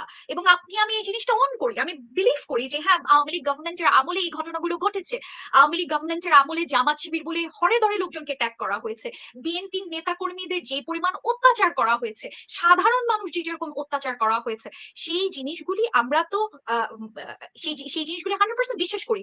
ফলত আপনার উনি যখন বক্তব্যটা দাঁড়া করান, তখন সেই বক্তব্যের মধ্যে আমরা কোনো ফাঁক পাই না, এবং বেশিরভাগ সময় একটা বড় অংশের শিক্ষিত ছেলেমেয়েরা তাকে সাপোর্ট করছিল এই জায়গা থেকে, এবং যেটা আসলে প্রধান সমস্যা হিসেবে এখন দেখা যাচ্ছে যে আহ, এই এই এই পাওয়ার প্র্যাকটিস তাকে কোন জায়গায় নিয়ে গেছে, যেটা আসলে আলটিমেটলি ইন দি এন্ড বাংলাদেশকে ডিস্টেবল করতে হেল্প করছে। এটা এটা অনেকটা ওই যে কলার মতো, আপনি কলার মধ্যে ঢুকায় একটা বড়ি দেন, মানে কলাটা তো কলাই 90% কলা, কিন্তু ঢুকায় আপনি একটা ইয়ে দিয়ে দেন, মগজ ধোলাইয়ের একটা বিষয় দিয়ে দেন, হুম, হুম, So, হুম। কলার সাথে খেয়ে ফেললো জিনিসটা, কিন্তু কি যে খাইলো, পয়জন খাইলো, এইটা আর নাই। তো সেরকম একটা বিষয় আমার মনে হয় যে আমরা ইউটিউবাররা কথা বলছি কিন্তু একজন কেন্দ্রিক আলোচনা হচ্ছে, আরো বহুত ইউটিউবার আছে, আমরা আরো আলোচনা করতে না, পারি। আমি ইলিয়াস আমি এই হোসেন জায়গাটা একটু শেষ আরেকজন করি। কবে আপনারা হিন্দু তো একই ব্যক্তি। সঙ্গে আপনাদের কথা অনুযায়ী যুদ্ধ করছিলেন, হ্যাঁ? তো সেখানে কবে থেকে আপনাদের এই আন্ডারস্ট্যান্ডিংটা হলো যে সে বাংলাদেশের শত্রু? এখন এইটা বাংলাদেশের শত্রু যেটা বলছে নাদিয়া, বিষয়টা হলো এরকম। দেখুন আমি বলি, আমার বিরুদ্ধে যখন আইসিটি একটা মামলা হলো, এটা 2018 সাল, 18 না 19 সালে, তখনও তো তার আগ দিয়ে সে দেশ থেকে বেরিয়েছে, রাইট? আমার সাথে বহুত রিফিউজির কথা হয়েছে। একটা দেশের যেই কারণে সালাউদ্দিন আহমেদ ভারতীয় সীমান্তে নিজেকে আবিষ্কার করার পরে ওই দেশের আদালত প্রক্রিয়ার মধ্যে দিয়ে তার ট্রাভেল পাসটা সবকিছু নিতে হয়েছে। এটা সিস্টেম আছে। আপনি একটা ভিনদেশী নাগরিক আরেকটা দেশের মাটিতে যেয়ে আপনি ফ্লাই করতে পারেন না। You don't have that rights, এবং কোন সিস্টেমই নাই। তো ভারতের মাটিতে যেয়ে বাংলাদেশের পাসপোর্ট নিয়ে উনি কিভাবে ফ্লাই করলেন? আমার সাথে জোবেন সন্ধির কথা হচ্ছিল প্যারিসে। উনি বলছেন যে উনাকে শুধুমাত্র একটা ট্রাভেল পাস ম্যানেজ করার জন্য এটাকে কি বলে? ২.৫ মাস তাকে অপেক্ষা করতে হয়েছে, এবং বিমানে ওঠার পরেও তাকে নেমে যেতে এসকর্ট করে নামানো হয়েছে। পরে ইন্টারন্যাশনাল নানান বডি তাকে এসে রেস্কিউ করেছে। তো যেই মানুষটার মানে এরকম, আমরা জানি না এই কাহিনী কি, উনি কতদিন এই ট্রাভেল যাযাবর ভূমিকায় ছিলেন আমরা জানি না। কিন্তু যেটা জানি উনি ইন্ডিয়া থেকে গেছেন এসে। তো কোন রকম ভারতের এজেন্সির সংশ্লিষ্টতা ছাড়া, ভারত সরকারের সংশ্লিষ্টতা ছাড়া এটা করা সম্ভব না, এবং সেই জায়গাটা হয়েছে। এবং আমার বিরুদ্ধে যখন মামলা হলো আইসিটি অ্যাক্টে, মুশতাক সহ যখন ১১ জনের বিরুদ্ধে মামলা হলো, মুশতাক তো মারা গেল, তাই না? তো খুন সেই করা জায়গায় হয়েছে, হ্যাঁ? খুন করা হয়েছে। হ্যাঁ, খুন করা হয়েছে তাকে। তো আমিও যদি দেশে থাকতাম আমাকে কারাগারে নিয়ে খুন করা হতো। হয়তো এভাবে মেরে ফেলা হইতো।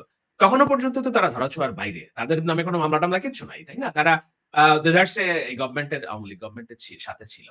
পরে যখন এই মামলার চূড়ান্ত চার্জশিটে যখন লেখালেখি হলো অনেক জায়গা থেকে যে এরা অনেকে করছে, প্রথম আলো এই কালের কণ্ঠ-টণ্ঠ লেগে গেল তার বিরুদ্ধে। পরে হয়তো তার নাম ঢুকানো হইছে। তো এখন কথা হচ্ছে যে তুমি যদি এত বড়ই ভারত বিরোধী হয়ে থাকো, এত বড়ই যদি আওয়ামী লীগের শত্রু হয়ে থাকো, সে যেটা হইছে এই রিসেন্ট ইউটিউবের তার ডমিনেন্সটা ক্রিয়েট হওয়ার পরে এখন আলোচিত। কিন্তু এর আগে তার যে সকল কর্মকাণ্ড সেটা এখানে নাদিয়া যে সন্দেহ করছে, সেটা সন্দেহটা সমীচীন যে তার যে ভারত সংশ্লিষ্টতা এটা এড়িয়ে যাওয়ার কোনো কারণ নাই। আরেকটা জিনিস আমি সহজ ভাষায় দেখি, আমি নাদিয়ার মতো অত ব্যাখ্যা করব না। দেখুন, বাংলাদেশে যদি একটি রাইটিস্ট গভর্নমেন্ট কিংবা রাইটিস্টদের খপ্পরে এই রাষ্ট্র চলে যায়, এটা পলিটিক্যাল উইপন কার জন্য সবচেয়ে স্ট্রং? এটা কি ইন্ডিয়ার জন্য উইক উইপন না স্ট্রং উইপন, যে বাংলাদেশে একটা রাইটিস্টে গোষ্ঠীর খপ্পরে বাংলাদেশের ক্ষমতা? আপনি যদি বলেন এটা ইন্ডিয়ার জন্য দুর্বল অস্ত্র, তাহলে আমার কিছু বলার নাই। কিন্তু আমি মনে করি এটা ভারতের জন্য সবচেয়ে বড় অস্ত্র, যে ওকে সবচেয়ে বড় ইন্টারন্যাশনাল অস্ত্র। কমিউনিটি, তোমরা তো আমাকে পাত্তা দিচ্ছ না। বাংলাদেশের দেখো এখানে কি হচ্ছে, উগ্রপন্থা এখানে দেখো কি হচ্ছে। সো যুক্তরাষ্ট্র ইসরায়েল আক্রমণ করেছে কোন অজুহাতে? যে আমার রাষ্ট্রীয় নিরাপত্তার জন্য হুমকি। দুঃখিত, মানে ইসরায়েল কেন আক্রমণ করেছে এবং যুক্তরাষ্ট্র কেন বৈধতা উৎপাদন করছে? আমার রাষ্ট্রের নিরাপত্তার জন্য হুমকি। যখন একটা পাওয়ারফুল স্টেট কোন একটা থার্ড স্টেটকে বলে যে এই আমার রাষ্ট্রের নিরাপত্তার জন্য হুমকি, সেখানে ইন্টারন্যাশনাল কনভেনশন ফেইল করে। যখন সেই কজ দেখায় যে আমার রাষ্ট্রের জন্য হুমকি, এই হুমকি মোকাবেলায় আমার যা ইচ্ছা করার অধিকার আমার রাষ্ট্র হিসেবে আছে। তো বাংলাদেশ যখন একটা রাষ্ট্র, এখানে রাইটিস্টদের উত্থান হবে, রাষ্ট্র বেদখল চলে যাবে উগ্রপন্থীদের, এটা তো ইন্ডিয়ার জন্য জায়েজ হয়ে গেল। বাংলাদেশকে দখলে নেওয়া, বাংলাদেশকে শূন্য পাঠানো, যে আমার রাষ্ট্রের নিরাপত্তার জন্য হুমকি। সেই কাজটা করতে যে সহযোগিতা করছে, তাকে আপনি বাংলাদেশের বন্ধু কেমনে বলবেন? সেটা আমার হিসাবের মধ্যে আসে না। এবং এখানে যদি ভারতের রিস্টাবলিশমেন্ট এস্টাবলিশড হয়, তার পরোক্ষ সুবিধাভোগী কি বিএনপি হবে, জামাত ইসলামী হবে, না আওয়ামী লীগ হবে? এটা তো সহজ হিসাব। তো সেই জায়গায় কে এই কাজগুলো করছে, সেইটা একটু বুদ্ধি-টুদ্ধি নিয়ে যদি বিবেচনা করা যায়, এটা বোঝা যাবে। সেই হিসেবে নাদিয়া, আওয়ামী নাদিয়া, লীগের আসলে নাদিয়া, একটা প্রশ্ন আপনাকে পছন্দ করতে করার হচ্ছে। কথা। নাদিয়া, একটা প্রশ্ন আপনাকে করতে হচ্ছে। আপনি একটু শুরুতে বলেছিলেন যে ভারত বিবেচনা করছে যে বাংলাদেশ একটু শক্তিশালী হয়ে যাচ্ছে নানান দিক থেকে শেখ হাসিনার আমলে। সে কারণে তাকেও কিছুটা দমন করাটা ছিল একটা উদ্দেশ্য। এই দাবিটা আপনি করেছিলেন। তো এখন কি মনে হচ্ছে যে ধরেন আপনারা কি আদৌ বুঝতে পেরেছিলেন কিনা যে আপনারা শেখ হাসিনার পতন চেয়েছিলেন, কিন্তু এর পরবর্তীতে যা ঘটবে, যা ঘটছে, এগুলো আপনারা সামান্যতম অনুমান করতে পেরেছিলেন কিনা? অনুমান বলতে কি, একটা রাষ্ট্রে যখন অভ্যুত্থান হচ্ছে তখন অনেক রকমের ঘটনা ঘটতে পারে। এখান থেকে বিপ্লবী সরকার তৈরি হতে পারে সম্পূর্ণ সংবিধান বাতিল করে। 400 দিকে যেতে পারে। আসলে যখন একটা অভ্যুত্থান হয় তখন আসলে এতখানি ক্যালকুলেশন করা আপনার পসিবল হয় না। ওটা সময় সময় নির্ভর একটা ঘটনা। প্রত্যেকটা সময় চেঞ্জ হচ্ছে তো। তো আপনি আগে থেকে বলতে পারবেন না যে আসলে কি হচ্ছে। তবে অভ্যুত্থান পরবর্তী একটা সময় রাষ্ট্রের যে মানে ম্যাসাকার্ড একটা অবস্থা থাকবে, এটা খুব স্বাভাবিক। তখন বিভিন্ন রাষ্ট্র সেখানে আপনার তাদের ইন্টারেস্ট নিয়ে এসে হাজির হবে, সেটাও খুব স্বাভাবিক। তবে এই যে ধরেন যেটুকু আমরা চিহ্ন দেখেছিলাম যে একটা বহুত্ববাদ, যেটা অবশ্য বিএনপি এই মুহূর্তে বহুত্ববাদের বিরোধিতা করছে, আমি আপনাকে এটা নিয়ে বলতে চাচ্ছিলাম যে একটা মাত্র জায়গায় বিএনপি, জামাত এবং হেফাজত সবাই এক, যে বহুত্ববাদের বিরোধিতা। তো সেই বহুত্ববাদের যে চিত্রটা আমরা দেখেছিলাম, সেখান থেকে যে ধাম করে ফার রাইটিস্ট দিকে চলে যাবে, একদম মানে রাডিক্যাল রাইট বলে আলট্রা রাইটে চলে যাবে, এটা সম্ভবত কেউ ধরতে পারেননি। এটা করাই হয়েছে সার্টেন কারণে। আপনি দেখবেন যে গত কয়েকদিন আপনি দেখেন হিন্দু একটা গ্রামে আগুন লাগানো হয়েছে, যদিও ব্যবসায়িক কারণে। তারা বলছে যে এখানে দুপক্ষের ইনভেস্টমেন্ট ছিল ইত্যাদি।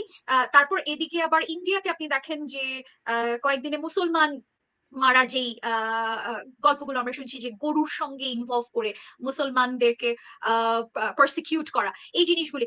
আমার মনে হয় কি যে 2026 এর আমাদের পশ্চিমবঙ্গের নির্বাচনের আগ পর্যন্ত, এবং ধরেন এই বছর যদি ডিসেম্বরে হওয়ার সম্ভাবনা আমি খুব কমই দেখি, তারপর ধরেন April June, December two June, এই পুরোটা সময় আপনি যদি ধরে রাখেন, এই সময়টার আগ পর্যন্ত আমরা কোনো কিছু বলতে পারবো না যে ইন্ডিয়াতে কি হচ্ছে, যে বাংলাদেশে পরিস্থিতি হয়েছে, যেভাবে করে ডানপন্থীদের হাতে চলে গেছে, এখান থেকে ফিরানোর কোনো উপায় নিশ্চয়ই নির্বাচন একটা একমাত্র উপায়, এটা তো আমরা বুঝতে পারি গণতান্ত্রিক অবস্থায় ফেরার জন্য। কিন্তু এই সরকার তো নির্বাচন যেতে চায় না, এবং যে ইউটিউবাররা তার পেছনে ক্রীড়ানক হিসেবে কাজ করছে তারাও নির্বাচনের বিপক্ষে।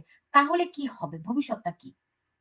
দেখুন, আমি প্রথমত আপনার সাথে একটু ডিমান্ড করি যে সরকার যে কমপ্লিট ডানপন্থীদের কবজায় চলে গেছে, I don't agri that. Bangladesh রাষ্ট্র এত সহজ না। হয়তো কিছু এলিমেন্ট আপনারা দেখছেন, এগুলো ক্রিঞ্জ এলিমেন্ট এবং দৃশ্যত। ফাতেমা মামার কথাটা যদি দেখেন, যে জুলাই অভ্যুত্থানের অভ্যন্তরের থেকে এখন তারা এটাকে টক্সিক করে তুলছে, একটা গোষ্ঠীর কথা বলছে। সেই গোষ্ঠীটাই ডানপন্থী। এখন এটার রাষ্ট্র পরিচালনায় করতে হলে, যেহেতু আমি মধ্যপন্থায় বিশ্বাস করি, আমাকে যেই কারণে আমাকে এই একটা রাষ্ট্রের, একটা পরিবার কি হয়, একটা পরিবারের মধ্যে একজন বজ্জাত থাকে, একজন ভালো মানুষ থাকে, একজন ডানপিটে থাকে, একজন বদমাশ, নানান থাকে। কিন্তু পরিবারের পিতা মাতার কাজ কি? এই পরিবারটাকে আগলে রাখা এবং যার যেটা ভুল সেটা ধরিয়ে দেওয়া, এবং যদি কারো থেরাপি লাগে তাকে থেরাপি দেওয়া, কাউকে মানে ত্যায্য করার না, তাই না? পিতা যদি, কিন্তু আপনি যদি পিতার দৃষ্টিতে রাষ্ট্র দেখেন, এই রাষ্ট্রের উগ্রপন্থীরা থাকবে, একদম বাম দিকের উগ্রপন্থীরা থাকবে, নাদিয়ার মতো হালকা কাপড়ের মানুষ থাকবে, আবার আরেকজন একটু ভারী কাপড়ের মানুষ থাকবে। এটাই সৌন্দর্য একটা পরিবারের। তো সেই পরিবারটা আমার ধরে রাখতে হবে। সেই পরিবারটা ধরে রাখার জন্য আমি মনে করি যে এখানে একক কোন পন্থা কিংবা একক মতবাদ চাপিয়ে দেওয়ার বিষয় না। এখানে ভিন্নমত থাকবে। সেই জায়গায় রাষ্ট্রকে ইনসাফের দৃষ্টিতে দেখতে হবে, এবং দেখতে হবে যে আমার রাষ্ট্রের মূল যে নোঙ্গর, সেটা আমি ঠিক জায়গায় নিতে পারছি কিনা। সেই জায়গায় কিছু ডানপন্থার এলিমেন্ট প্রকাশ্য হয়েছে। যেই প্রকাশ্য হওয়ার প্রেক্ষিতে আমাদের ভিতরে একটা অস্থিরতা তৈরি হয়েছে, এবং আমরা ভাবছি যে এই রাষ্ট্র হয়তো আমাদের, একটু আগে আমরা যতটা মনোযোগী ছিলাম না, এখন আমাদের আরো বেশি মনোযোগী হতে হবে। কেউ যদি পরিবারের দুর্দশা শুরু হয়, কিংবা যদি চাল ডাল কিনতে সমস্যা হয়, তাহলে পরিবারের যিনি পিতা এবং অন্যদেরকে সবাইকে বোঝানোর বিষয় থাকে যে না, এখন তোমাকে আমার এই উল্টাপাল্টা খরচের সময় নেই, আমাকে এই সময়টা পার হতে হবে। রাষ্ট্রের একটা রেকর্ডিং হয়েছে, গত কয়েকদিন হয়েছে। এমনকি এই যে ইশরাকের আন্দোলনকে কেন্দ্র করে ইউনূসের যে পদত্যাগ, এটাও এই রেকর্ডিং এর একটা পার্ট। এবং এই রেকর্ডিং থেকে এখন যারা রাষ্ট্রকে ডানপন্থায় নিয়ে যেতে চাচ্ছিল, তারা একটু কোণঠাসা হবে।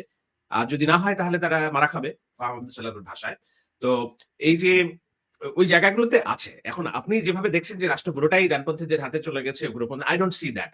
আমার নাক খুব শক্ত। আমি বহুত মানে একেবারে এর মধ্যেও আমি দাঁড়িয়ে থাকতে পারি যে না, নো, এটা নো মানে নো, নো মানে নো। এমন না যে আমি জামাতের আমিরের মতো কথা, নো মিন্স নো। না, এক্স্যাক্টলি। সো আমি মনে করি না রাষ্ট্রের আমার এমন আহামরি কোনো ক্ষতি হয়ে গেছে, বরঞ্চ this are part of the process, এবং সবাইকে নিয়ে আমার চলতে হবে। আমি আওয়ামী লীগের আমলে 3% জামাত ইসলামীকে যদি আমি, কিংবা 5% জামাত ইসলামীকে কোণঠাসা করার জন্য যদি রাষ্ট্রের একটা শাসক মাফিয়া হয়ে উঠতে পারে, তাহলে 15% জনগোষ্ঠীকে কোণঠাসা করার জন্য সেই রাষ্ট্রকে আরো বেশি বড় মাফিয়া হইতে হবে। তো সেই জায়গায় আমি সলিউশনের কথা ভাবি, আমি একসাথে থাকার কথা ভাবি, কিন্তু যারা দোষী তাদের শাস্তির কথা বলি, সিস্টেমের ডেভেলপমেন্টের কথা বলি। তো এই জায়গাগুলো রাত দিনে হবে না, এগুলো রেজাল্ট খুব আস্তে আস্তে আসে। সুতরাং ইটস এ লং প্রসেস, আমরা ওই প্রসেসটার মধ্যে ঢুকবো। আর একটা কথা বলছেন যে নির্বাচন তো দিতে চায় না, কি হবে এই রাষ্ট্রের? নির্বাচন হলো আপনার পেটে যদি একটা বাচ্চা আসে, এই বাচ্চা ৯ মাস পরে ফুটবেই আপনার। এটা কোনোভাবেই আপনি আলগায় রাখতে পারবেন না। যদি আপনি আলগায় রাখতে চান, আপনাকে মারা যাইতে হবে। তো যারা আলগায় রাখতে চায় সে মারা যাবে। আমার বাচ্চা বের হবে। এটা ইতিহাসের ধ্রুব সত্য। সুতরাং এইখানে হয়তো এদিক ওদিকে দেখছেন যে এদিক ওদিক একটু বাধা আসছে, এটা। আমি বলছি নার্ভ শক্ত রাখেন। দেখেন কি হয়, তাই না? ইলেকশন ছাড়া এটা কোনো হয়তো ডিসেম্বরের জায়গায় জানুয়ারিতে হবে কিংবা ফেব্রুয়ারিতে হবে। But it has to come. বাচ্চা আমার উৎপাদন হতেই হবে। আমার যেহেতু কনসিভ আমি করে ফেলছি।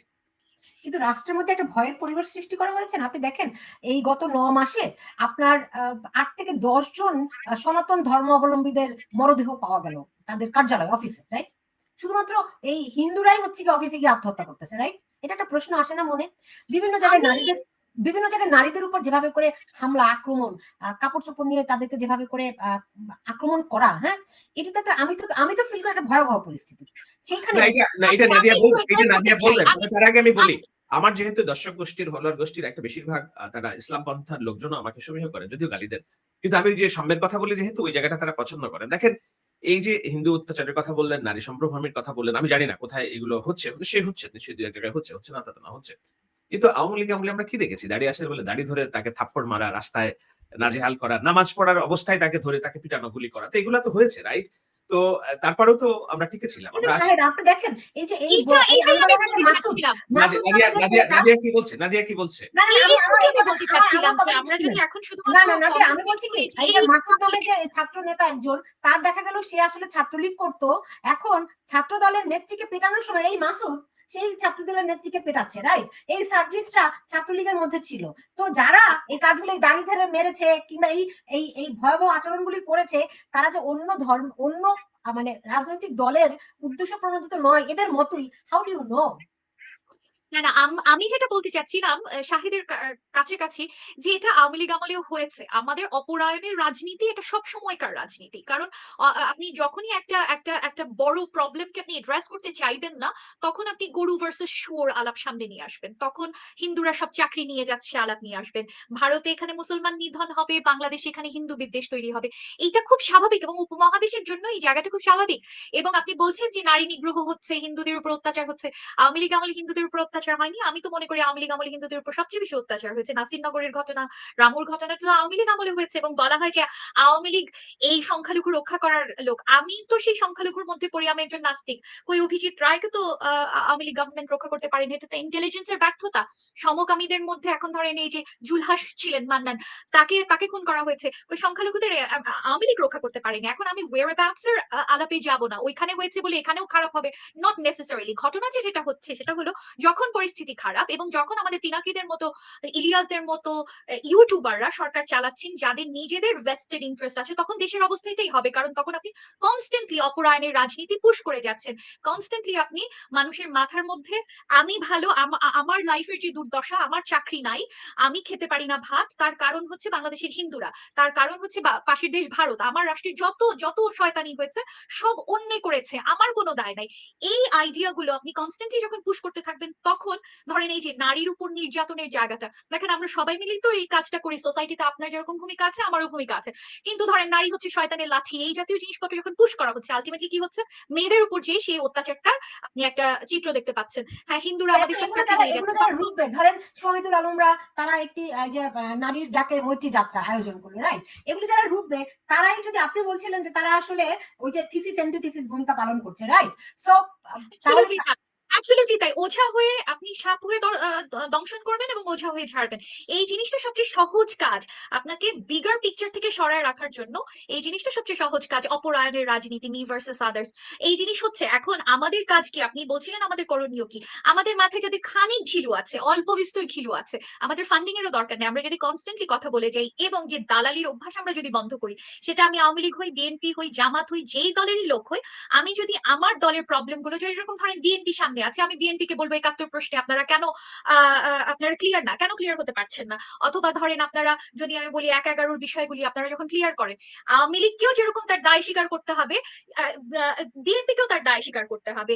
আপনি এর আগে যে নির্বাচনগুলো হয়েছে, বিএনপি আমলে যে নির্বাচনগুলো হয়েছে, তার মধ্যে কতখানি স্বচ্ছতা ছিল? আপনি ৯৪ সালের ঘটনা দেখেন, ৯৬ নির্বাচন যদি দেখেন, তো এই সমস্ত ক্ষেত্রে আপনার নিজেকে অ্যাকাউন্টেবল করার যোগ্যতা থাকতে হবে। আপনি অন্যকে দায় দেওয়ার আগে আমার আসলে দায় কি সেই নিয়ে প্রশ্ন করতে হবে, এবং বুদ্ধিজীবী যারা আছে তাদেরকে প্রশ্নের জন্য কোনো রকম ভাবে পারসিকিউট করা যাবে না। একজন মানুষ প্রশ্ন করেছেন, সাথে সাথে তার চাকরি বাতিল। এই যে আমরা এই অন্তর্বর্তীকালীন সরকার আমলেই দেখছি, একটা মাত্র প্রশ্ন করেছেন, ধরে নিচ্ছি যে তার খুব শয়তানি উদ্দেশ্য আছে এবং উনি আওয়ামী লীগের দালাল, আমি ধরে নিচ্ছি, তারপরেও কি উনি প্রশ্ন করতে পারবেন নাকি না? বা ধরেন আপনি যদি যে প্রশ্নগুলি করেন, একটা ডিফিকাল্ট প্রশ্ন করেন, আপনাকেই আমি বললাম আপনি আওয়ামী লীগের দালাল, তো এখন আপনি যদি আওয়ামী লীগের দালাল হনই বা, তাতেই বা সমস্যাটা কোথায়? আপনাকে তো প্রশ্ন করতে হবে। আওয়ামী লীগ আমলে আমরা আওয়ামী লীগের বিরোধিতা করেছি এই জায়গাটা থেকে, ভাই তোমাকে এতদূর স্পেস দিতে হবে যাতে তুমি ফ্যাসিস্ট না হয়ে যাও, এক। আর দ্বিতীয়, এটা হলো আমার জন্য একটা গণতান্ত্রিক পরিবেশ, যাতে কাউকে জামাত হেফাজত শিবির বলে তাকে পারসিকিউট করা, যেরকম আমি কোন রকম ভাবে শাপলা চত্বর, আচ্ছা মরছে মুসলমান মরছে, ওরা ওই সেই এই সমস্ত জিনিস বলে আমরা যাতে কাউকে অত্যাচার না করি, সেটা আমি হই বা একটা শিবিরের ছেলে হোক। জি, এই এতদূর। বুঝতে পেরেছি। শাহেদ, শেষ করব। শেষ প্রশ্নটা করি যে আসলে রাষ্ট্রের ভিতরে আমরা এরকম একই ব্যক্তিকে অনেক রকম রোল প্লে করতে দেখছি। কে যে কার পক্ষে কি কাজ করছে একটা পুরো বিভ্রান্তিকর অবস্থা। আপনারা যেমন বলছেন যে পিনাকি আসলে একটা ভারতের এজেন্ট, ভারতের পক্ষে কাজ করছে, এরকম শহীদুল আলমদেরকে আমরা দেখছি তারা একটা সেকুলারিজমের পক্ষে কাজ করছে, আসলে তারা রাইটিস্টের পক্ষে কাজ করছে। এই যে একটা ধোঁয়াশা তৈরি করে, এতে করে আলটিমেটলি রাইট উইংরাই কি ফায়দা পাবে না? ওই যে আমি বললাম কলার যে উদাহরণ দিলাম, 90% ভালো, 10% অন্য জিনিস খাওয়া দেওয়া। আপনি আপনার আলোচনার মধ্য দিয়েও আপনি অনেকগুলো রাইটিস্টদের মধ্যে ঢুকাই ফেলতে চাচ্ছেন, এটা ঠিক না। Shahidul Alam is not a rightist guy. তারপরে আরো অনেকেই আছে, they are not rightist, they are playing. আমি জানি বিএনপি যদি ক্ষমতায় আসে প্রথম ফ্ল্যাগটা শহীদুল আলম উঠাবে, বিএনপির এটা ঠিক নাই। প্রথম ফ্ল্যাগটা সায়ান উঠাবে, বিএনপির এটা ঠিক নাই। নাদিয়া প্রথম ফ্ল্যাগ উঠাবে, বিএনপি ঠিক করছে না। তো এই মানুষগুলা তাসলিম খুলিল, জীবনে কোনো পলিটিক্যাল পার্টি তাসলিম খুলিলকে বিশ্বাস করা উচিত না। সে কোন দিকে টার্ন দিবে, কারণ তার কাছে তার এথিক্স হচ্ছে সবার আগে। হ্যাঁ, আমাকে কিছুটা অবিশ্বাস করতে পারেন, কেননা আমার কাছে আমি যে আইডিওলজির রাষ্ট্র দেখতে চাই, সেই আইডিওলজির রাষ্ট্র যারা পরিচালনা করার জন্য লেজিটিমেট শক্তি, তাদেরকে আমি সময় দিতে চাই, তাদেরকে আমি সহযোগিতা করতে চাই। যে জায়গা থেকেই মানুষ আমাকে বলে আপনাকে তো নিরপেক্ষ ভাবতাম, আপনি কেন বিএনপির পক্ষে এখন কথা বলছেন? ওই যে আমি বলছি আমার মাথায় বিএনপি না, আমার মাথায় হচ্ছে বাংলাদেশ। কেন বাংলাদেশ? আওয়ামী লীগ আমার নাই এখন, এবং তারা লেজিটিমেসি হারিয়ে ফেলেছে। তো বাংলাদেশের রাষ্ট্র ক্ষমতাকে যদি আমি মধ্যপন্থায় রাখতে চাই, সব মানুষের করে রাখতে চাই, একজন নাস্তিকেরও, একজন আস্তিকেরও, একজন মাদ্রাসা ছাত্রেরও, একজন হিন্দুরও, একজন নারীর, একজন বোরকাওয়ালা নারীর, একজন নাদিয়ার মতো নারীর, আমাকে রাষ্ট্রের মধ্যপন্থায় রাখতে হবে। তো সেই মধ্যপন্থায় রাখার জন্য বাংলাদেশের legitimate political party K? Who else? BNP ছাড়া। তো যে আমার লেজিটিমেট পার্টি, তাকে যদি আমি ডিসম্যান্টেল করে ফেলতে পারি, মানুষের মনোজগতে যদি এই পার্টিকে আমি বিএনপিকে তো এই সরকার পাত্তাই দিচ্ছে না। না, আমি বলছি বিএনপিকে যদি আমি ভারতের দালাল হিসেবে প্রতিষ্ঠিত করতে পারি, বিএনপিকে তো পাত্তাই দিচ্ছে না, বরং বিএনপির কোন স্টেক এই সরকারে আছে কিনা আমার ডাউট আছে। এবং এখন যে 3 ইউটিউবারের কথা বলছেন, তারা সর্বোচ্চ চেষ্টা করছে বিএনপিকে সম্পূর্ণ সিনের বাইরে নিয়ে যেতে। আমি সেটাই বলছি, আমি আপনাকে সেটাই বলছি। এই রাষ্ট্র যদি লেজিটিমেট, রাষ্ট্রকে মধ্যপন্থায় রাখার জন্য যারা মূল লেজিটিমেট পাওয়ার, তাদেরকে যদি আমি ডিসমেন্টাল করতে পারি, তাহলে আমার রাষ্ট্র বেদখল হয়ে যাবে। আমি যেভাবে চাবো সেভাবেই হবে, তাই না? আমি জামাতকে ক্ষমতায় বসাবো, কিংবা অন্যকে ক্ষমতায় বসাবো, গফুরকে ক্ষমতায় বসাবো, হোয়াটএভার, সেইটা হইতে দেওয়া যাবে না বলেই আমার সকল কর্মকাণ্ড মনে হতে পারে আমি এখন বিএনপির সাপোর্ট করছি। বিএনপি নিয়ে কথা ওই একটাই, আমার মাথায় বাংলাদেশ, আমার রাষ্ট্র বাঁচাইতে হবে এখন। এরপর বিএনপি ক্ষমতায় আসার পরে আমি যদি দেখি তারা ঠিক মতো চলছে না, আমি আবার তাদেরকে বলবো যে না, এটা না, বাট নট নাও। সেটা আসলে কি করণীয় আছে? 100% সেটা আসলে কি করণীয় আছে? আমরা তো দেখছি না, আমরা তো দেখছি যে আপনি কেন মনে করছেন যে এরা খুবই পাওয়ারফুল এবং খুবই এদের সব স্টেক তাদের? আপনাকে একটা জিনিস বুঝতে হবে, এই রাষ্ট্র চলে 4টা এস্টাবলিশমেন্টের উপর ভিত্তি করে। এই 4টা এস্টাবলিশমেন্টের কোন এস্টাবলিশমেন্ট এখন আপনি অ্যালাইন না, সেটা আপনি হিসাব করেন। একটা হলো সবচেয়ে বড় পলিটিক্যাল পার্টি বিএনপি। আমি শেষ করি। আপনি যে 4টা স্টেকের কথা বলছেন, সেই 4টা স্টেক বিএনপি কে সাইডে রেখে বাকিরা সবাই অ্যালাইন্ড। আপনি বিচার বিভাগ দেখেন, দে আর অ্যালাইন্ড। আপনি সরকারের নির্বাহী বিভাগ দেখেন, তারা অ্যালাইন্ড। অফকোর্স শুধুমাত্র বিএনপি নাই। এটা আপনার ভুল ধারণা। শুনেন, আমি বলি, শেষ করি। একটা হলো সবচেয়ে বড় সেটেলমেন্ট হচ্ছে political party, biggest legitimate political party BNP. Second biggest settlement কি? আর্মি, বাংলাদেশের প্রতিরক্ষা বাহিনী। থার্ড বিগেস্ট সেটেলমেন্ট কি? বাংলাদেশের গণমাধ্যম। আপনি নুরুল কবির, প্রথম আলো, ডেইলি স্টার, জিল্লুর রহমান, কোন হেন কোন ব্যক্তি যে এই অ্যালাইনটে কথা বলছে না যে না রাষ্ট্র ঠিক নাই, তারা বিএনপির সাথে অ্যালাইন করছে। থার্ড হচ্ছে অ্যাডমিনিস্ট্রেশন। আপনার কি মনে হয় না, সচিবালয়ে আপনি আপনি দমন যেভাবে করবেন? দেখছেন আমি সেভাবে দেখছি না। যাই হোক, আজকে আপনাদের মতামত যেহেতু নেওয়াটাই আমার কাজ, সুতরাং আমি সেই আমি মতটাই ওই জন্য দেখছি না। বলছি যে কারণ আপনারা যেভাবে হতাশ, আমি হতাশ না। আমি বরঞ্চ দেখতে পাচ্ছি যে এই রাষ্ট্র ফুলি আমাদের আম ঠিক জায়গায় আছে এবং আমরা এটাকে কোনোভাবেই ডিসপ্লেস হওয়ার মতো শঙ্কা আছে। বাট ওইটা আমরা হইতে দিব না। জি, 100 নাদিয়া, শেষ প্রশ্ন করছি, এনসিপির ভবিষ্যৎ কি দেখেন? হ্যাঁ? এনসিপির এনসিপির ভবিষ্যৎ ভবিষ্যৎ। হ্যাঁ। এখন যে অবস্থায় আছে, শূন্যটা যদি অর্ধেকটা আসন পায় আমি খুব মানে আশ্চর্য হব। শূন্য আসন পাওয়ার সম্ভাবনা নাই। যে রকম তারা রাজাকারদের চিহ্নিত রাজাকার, এগেন আমরা যে আলাপটা করছিলাম ইদার ফাঁসি অথবা বেকসুর খালাস, এই দুটোর মাঝামাঝি জায়গায় তারা পক্ষ নিয়ে ফেলেছেন। হ্যাঁ, বিভিন্ন জায়গায় তারা একদম উগ্র ডানপন্থী পক্ষ নিয়ে ফেলেছেন, যেটা আমরা অলরেডি দেখতে পাচ্ছি। সো অফকোর্স আমি এখন মনে করি যে আমার প্রাথমিকভাবে কিছু আশা ছিল যে ওর কাঁধে চড়ে হয়তো একটা দুটো, কিন্তু আমি এখন মনে করি এনসিপি শূন্য ভোট পাবে। এবং শাহিদের কথা মতোই আমি এই মুহূর্তে খানিক বায়াস বিএনপির প্রতি, আমি এটা একদম সরাসরি প্রকাশ্যেই বলেছি। এবং আপনি যে বললেন যে তাসনিমকে হয়তো কোনো দলের মধ্যে ফেলা যাবে না, একে দলের মধ্যে ফেলা যাবে না, শায়েরকে কোনো দলের মধ্যে ফেলা যাবে না, আমি মনে করি যে আমি যেহেতু একজন অ্যান্টি গভর্নমেন্ট নারীবাদী, এখন ধরেন বিএনপি যদি ক্ষমতায় যায়, আমি আপাতত বিএনপিকে সাপোর্ট করছি যদি করার দরকার হয়, যতক্ষণ পর্যন্ত বিএনপি ক্ষমতায় না আসে। বিএনপি ক্ষমতায় আসার পরে বিএনপির সমস্যা নিয়ে আমি ইয়ে করবো, what is the word I'm looking for, তার বিরোধিতা করব, বিএনপির বিরোধিতা করব, যেরকম আমি আওয়ামী লীগ আমলে করেছি। সেটাই। এবং আমি মনে করি যে আমার রাজনৈতিক অবস্থান এত দূরই যে আমি অ্যান্টি গভর্নমেন্ট জি, নারীবাদী, এর দূরই। অ্যান্টি সুতরাং গভর্নমেন্ট আপাতত আমার নারীবাদী। বিএনপির হ্যাঁ, প্রতি সাপোর্ট আপনারা আছে। দুজনেই তো এনসিপি আমি এন্টি মনে আওয়ামী করি লীগার বলে নিজেদেরকে পরিচয় দেন। হ্যাঁ, দুজনেই চরমতম এন্টি আওয়ামী লীগার, এইটুকু তো আমি বুঝতে পেরেছি। আপনারা নিজেরাও দাবি করেন যে শাহেদ মাথা নাড়ছে। আচ্ছা, কেন মাথা আমি নাড়ছে অ্যান্টি সেটা আওয়ামী বলা লীগ, সরাসরি অ্যান্টি আওয়ামী লীগ। কিন্তু যদি ধরেন আমি আমি এই জায়গা থেকে বলতে চাই, যদি আমি মনে করি যে আওয়ামী লীগ যে শয়তানিটা করে এসেছে বিএনপির উপরে, যদি এখন বিএনপি এসে আওয়ামী লীগের উপর একই কাজ করে, তখন আমার রাস্তা একদম কমপ্লিটলি শুনেন, ফ্লিপ হয়ে যাবে। আমি শেষ করি। জীবনে কোনোদিন আমার একটা লাইন দিয়ে শেখ মুজিবুর রহমান সম্পর্কে আমি অবমাননা করি নাই। আমি মুক্তিযুদ্ধের জন্য যত লড়ি, আমার সমসাময়িক কোন অ্যাক্টিভিস্ট এইভাবে এত ভোকাল না। ফ্রম দ্য ডে ওয়ান, 5 আগস্টের পর 6 আগস্টে আমি বলছি আমি ফ্যাসিস্ট শাসক দাঁড়িয়েছি। এই বাংলাদেশ রাষ্ট্র আরেকটা ইসলাম পন্থার নামে ফ্যাসিবাদ তৈরি হোক, এটা আমরা হইতে দিব না, আমরা লড়বো। সুতরাং আমাকে অ্যান্টি আওয়ামী লীগ বলার কোনো কারণ নাই।